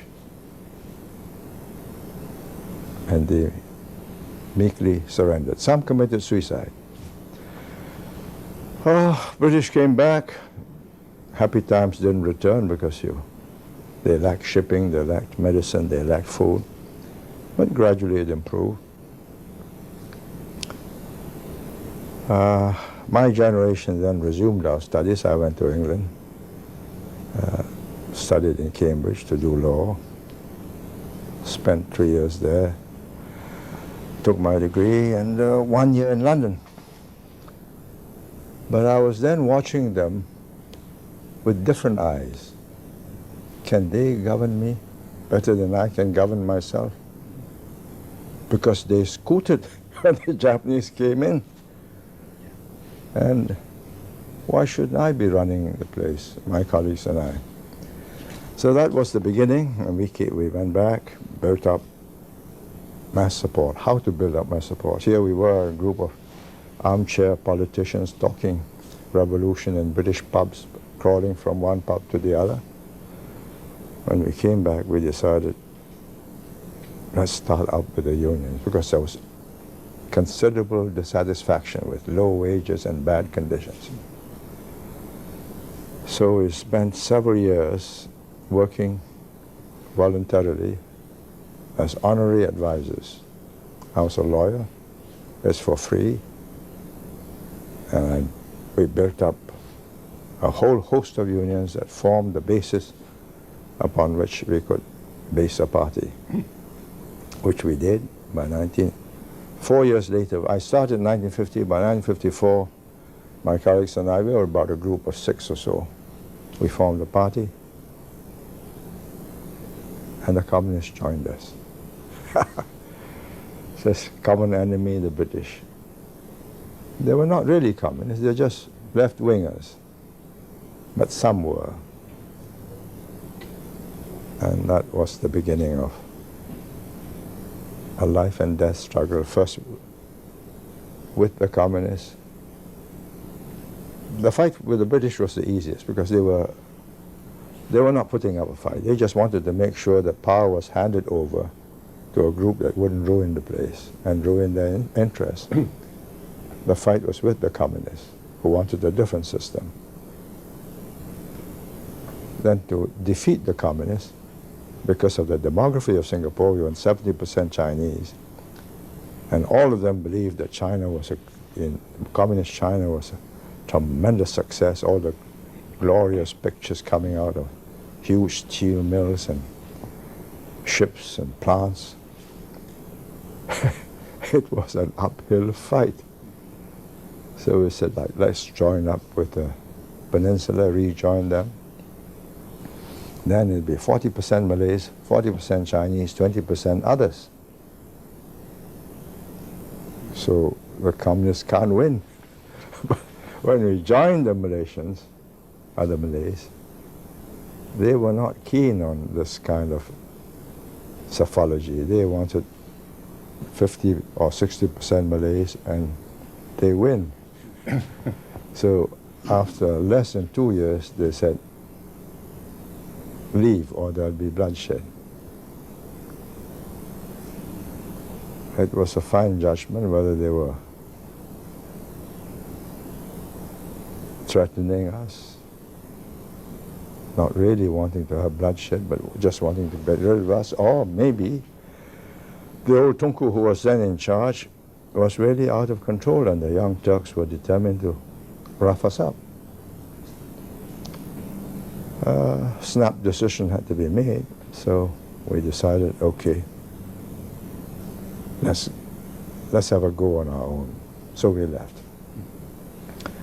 And we have this tiny little island, 214 square miles at low tide, center of the British Empire and Southeast Asia, military base, commercial base, administrative capital, from which they govern Malaya, Borneo, Cocos Islands, Christmas Islands in the Indian Ocean. But now we got a heart without a body. All we had was the heart. How do we live? Where's the circulation coming from? That was the beginning of the challenge. Let's, if we might, rather than going through the elements of leadership for the moment, why don't we come back to the formative years, the formative experiences? Dean, you want to pursue that? Yeah, could you talk a little bit about the challenges associated with trying to exercise leadership, mobilize, I guess, the competing factions to deal with the challenges of getting the British out of Singapore and Malaya, and that alliance you had with the communists, because potentially that could have been, well, it was threatening to you, and if had they won in any way, they could have just killed you. Oh, we would have been finished off. Yes. Well, it was the sweet innocence of youth. We believe that, you know, they can't all be communists. They look so ordinary people. They were just idealists. Maybe a few were die-hard Marxist Leninists. And why not win them over to our cause? Because anyway, communism can't win in a multiracial society. You've got to win over the Malays, and they're not going to be won over by communism. So we were hopeful that we could win them over. And indeed, we won quite a few of them over. So that encouraged me enormously. But in retrospect, we didn't have a chance. We did not know the depths to which that penetrated the Chinese schools, the clan associations, the Chinese chambers of commerce, the school management committees, alumni associations. Dennis Bloodworth, who was then the observer correspondent for Southeast Asia, covering Singapore and Vietnam, asked me, he says, can't you get rid of these fellows? So I said, they're like radioactive dust. How do you get rid of them? You got to vacuum the whole place out, and with it will go all the activists, and you've got all the inert gases left. So we had to take a chance. In the process, we were lucky in that their leaders lacked an understanding of the outside world. They understood the dynamics of conspiracy, you know, that we are on the same side. This cell takes orders from that cell and so on. And if you break the rules, bong. But they didn't understand that if you can't get sovereignty, if you've got only semi-self-government, semi-independence, the British were still in charge. And they could call the game off and bring the troops back. So that was my advantage. I was a lawyer. I understood completely what constitutional practices were. They didn't. So I arranged it such that when we made constitutional advance, I left unchallenged ultimate sovereignty in the hands of the British. I said, you keep that. If I lose, you'll have to deal with this. If I win, then I'll take over. I think that was the first wisdom, that I did not feel confident that I could win. So I had that backstop. Were there moments of doubt when you were wondering whether at all you could succeed in the face of this this challenge? Well, when they opened in 1961, just before May Day, May the 1st, the Tunku, Prime Minister of Malaysia, came out at a speech to the Foreign Correspondents Association and says, yes, he will have merger with Singapore, but not with Singapore alone, but with Malaysia, Sabah, Sarawak, and Brunei. That's the dowry for taking in troublesome Singapore. So the communist underground were greatly excited, because then they would be cornered in this bigger federation. So the leader of the underground, who had met me secretly before I was Prime Minister, sent a message through my wife in her lawyer's office to ask to see me. This was quite a dilemma. The last time I saw him, I was just an MP. So I took him to the legislature, and if anything happened, I said, well, I was just meeting a constituent. But this time, I was the Prime Minister. What am I hobnobbing with a man who has to be arrested on sight? I thought it over. I said, he's also taking a risk. Because I could have a posse of police quietly tailing me and surround the whole place. And we've captured the leader of the underground. But then he might bump me off and bump himself off. So I said, no, let's go. Let's see what the score is. So I picked up a little girl with 2 pigtails at a roundabout, and she directed me to the house where we were going to meet. And I was filled with admiration at the careful planning. It took me to an incompleted public housing project, nearly complete, everything ready except power and electricity. So nobody's in charge, nobody's in occupation. You can't claim that you harbored this man. I thought, all right. There he was, candles, beer, glasses. Sat down. He says, we've been misunderstanding each other. We want to cooperate with you. All we want is space for cultural and union activities. You do it your way, we will do it our way. But we must have space. I thought to myself, space to get stronger, than you have a big tight rope and you put it around my neck. So I said to him, well, you have your views and your agenda. I have to do what I have to do. So you do what you have to do, and if we have to part company, let's part in a friendly way.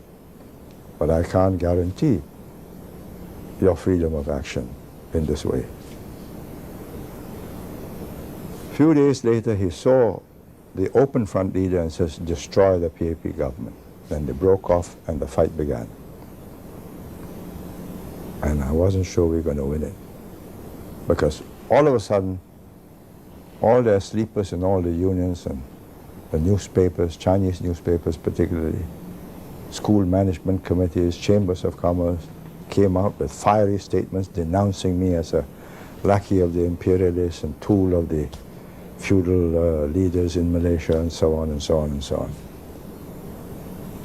And then the fight began for the vote, because I had a referendum. I proposed a referendum to join or not to join Malaysia. And we campaigned for a whole year. We won it. They lost. I gave them no choice, because they had agreed with me that the future of independence lay with merger with Malaysia, with Malaya. And that's all in the written document. So they can't back off. So I said, well, in that case, we will have merger either style 1 or style 2 or style 3. They said, no, you must have anti-merger. I said, no, you never wanted anti-merger. So they called for a blank vote to protest. They got 30% blank votes. I carried 70%. So we went into Malaysia. But in the process, this is where I mean, if Singapore had got independence straight away, we would not have succeeded. It was a fractious, strike-blown, riotous kind of people. Quite irresponsible. They're just angry with the world. But having gone through this awful clash with dark forces that would engulf us, huge, massive rallies which the communists could mount to intimidate people, they decided that this was a very serious business and that we were not unworthy of their trust, that we were prepared to fight. Then, having got to Malaysia, the Malays then mounted riots against us to browbeat us. And at that time, the police and the army were in the hands of the Malays. We stood up and said, no, you stop it. Let's have a commission of inquiry and put the Tunku, the Prime Minister of Malaysia, on the defensive. I wonder if I could go back a bit and then we'll resume the story to understand more fully what made you personally a leader of your people. Do you feel that you were born a leader, or were there episodes in your youth that shaped you as a leader and allowed you to move forward in the way you did and gave you the confidence to move forward? I don't think I was born a leader. I was born an activist, yes. I was not the ideal well-behaved boy in class. I never became a school prefect. I never became the school captain. I was always up to some mischief of my own, you know, poking fun at some other student or whatever. There was a certain exuberance in me. What made me a leader was that when the time came, the group of us who were the core of the leadership said, you better lead, because I was the best speaker. You're the best speaker? I was the best speaker. I was the best speaker in English. But then the mass of the people who spoke Hokkien and Mandarin and Malay. That was sort of Chinese languages, right? Yes. So English was understood then, in the 1950s, by about 20% of the population. So I furiously started learning. Malay I was quite good at, because I grew up with Malay students, so I could easily use bazaar Malay, not polished Malay. Could easily make myself understood. But I then learned Mandarin, the Chinese language of the educated. Then discovered that only 20–30% of the population understood Mandarin. That the vast 70% spoke a variety of dialects, and the most understood dialect was Hokkien, Fujian, what Taiwan uses. So every day at lunchtime, instead of having lunch, I would sit down with a Hokkien teacher and laboriously and painfully learn to convert my Mandarin into Hokkien. And had I not mastered that, the battle would be lost by default. But because I mastered that, we were able to get our message through. And what was more important, I think, in the course of the fight, when I started speaking in Hokkien. This was in the 1950s? This was in the 1960s, 61. There was a by-election. The kids just laughed at me because it was comical. So I said, please don't laugh. Help me. I'm trying to get you to understand me. By 6 months, I was able to get my ideas across. By the referendum in 2 years, I was airborne. And so came, it had two advantages. One, it showed to them how determined I was and how sincere I was, because here I am doing all these other things and learning this language to talk to them. And secondly, believe it or not, at the end of 2 years, I could speak better than most of them. That came respect. Yeah. You said in the book, your second volume, that your greatest asset was your strength at the podium, your capacity to speak. That's really what helped to single you out early, and then to gain the attention and the following. And that, where did that come from? It was just that was a natural born capacity, or is that something you learned when you went to England? If you ask me, it must have been innate. I wanted to be a lawyer. Why? Because my parents told me they had suffered with a depression in the 1930s.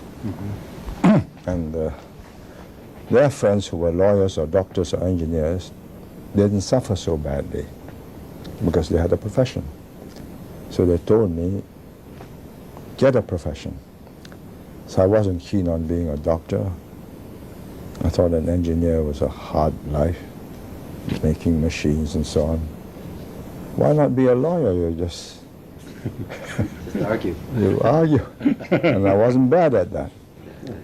So I took part in debates in school and became a regular debater and chairman of the debating club. But that's not decisive. I've seen later on in the Cambridge Union Society people make clever speeches. It's a useful technique, but to get across, you must have a deep message which you must be able to put with total conviction. Then they believe you. And those, the formative experiences that came in forming your convictions came out of the war, and then what you saw after the war? Out of the war, out of working with the communists, fighting them, out of going into Malaysia and finding that we were ambushed by the Malay extremists who wanted the Malay-dominated country. And we had to fight them and said, no, what does the Constitution say? We are equal citizens. Then they tried to browbeat us. Blood will flow. But at that moment, when the troops were Malay, police were Malay, the people were greatly relieved and took comfort that here was a group that was prepared to stand up for them and said, oh, we are not scared. Okay, over our dead bodies. You kill us. And take the consequences, because at that moment, British, Australian and New Zealand troops were defending them against Indonesia's confrontation. And if they bumped us off, there'll be a tremendous row in the British Parliament, where I had many friends, in the Australian Parliament, where the Prime Minister, Robert Menzies, was also a friend, and in New Zealand. So they had to weigh the odds of having a mighty big row with their three protectors against Sukarno's forces, or settling in accordance with the Constitution. Come back to this point you made. It's not enough to make the clever speech. That anybody can do that, but what is important is the conviction that goes with it. Why is that? Why do you distinguish between the two? Well, because one is just a clever speech, they listen to you and they say, well, oh, smart fellow. But when you're facing a dire crisis and we say, as after a riot, I had to say, you're worried, so am I. I'm worried too. But let me tell you this, if we stay united, there are limits to what they can do to us. Let's have a solidarity movement throughout Malaysia, all the towns. And there are 40% Chinese, 40%, 20% Indians,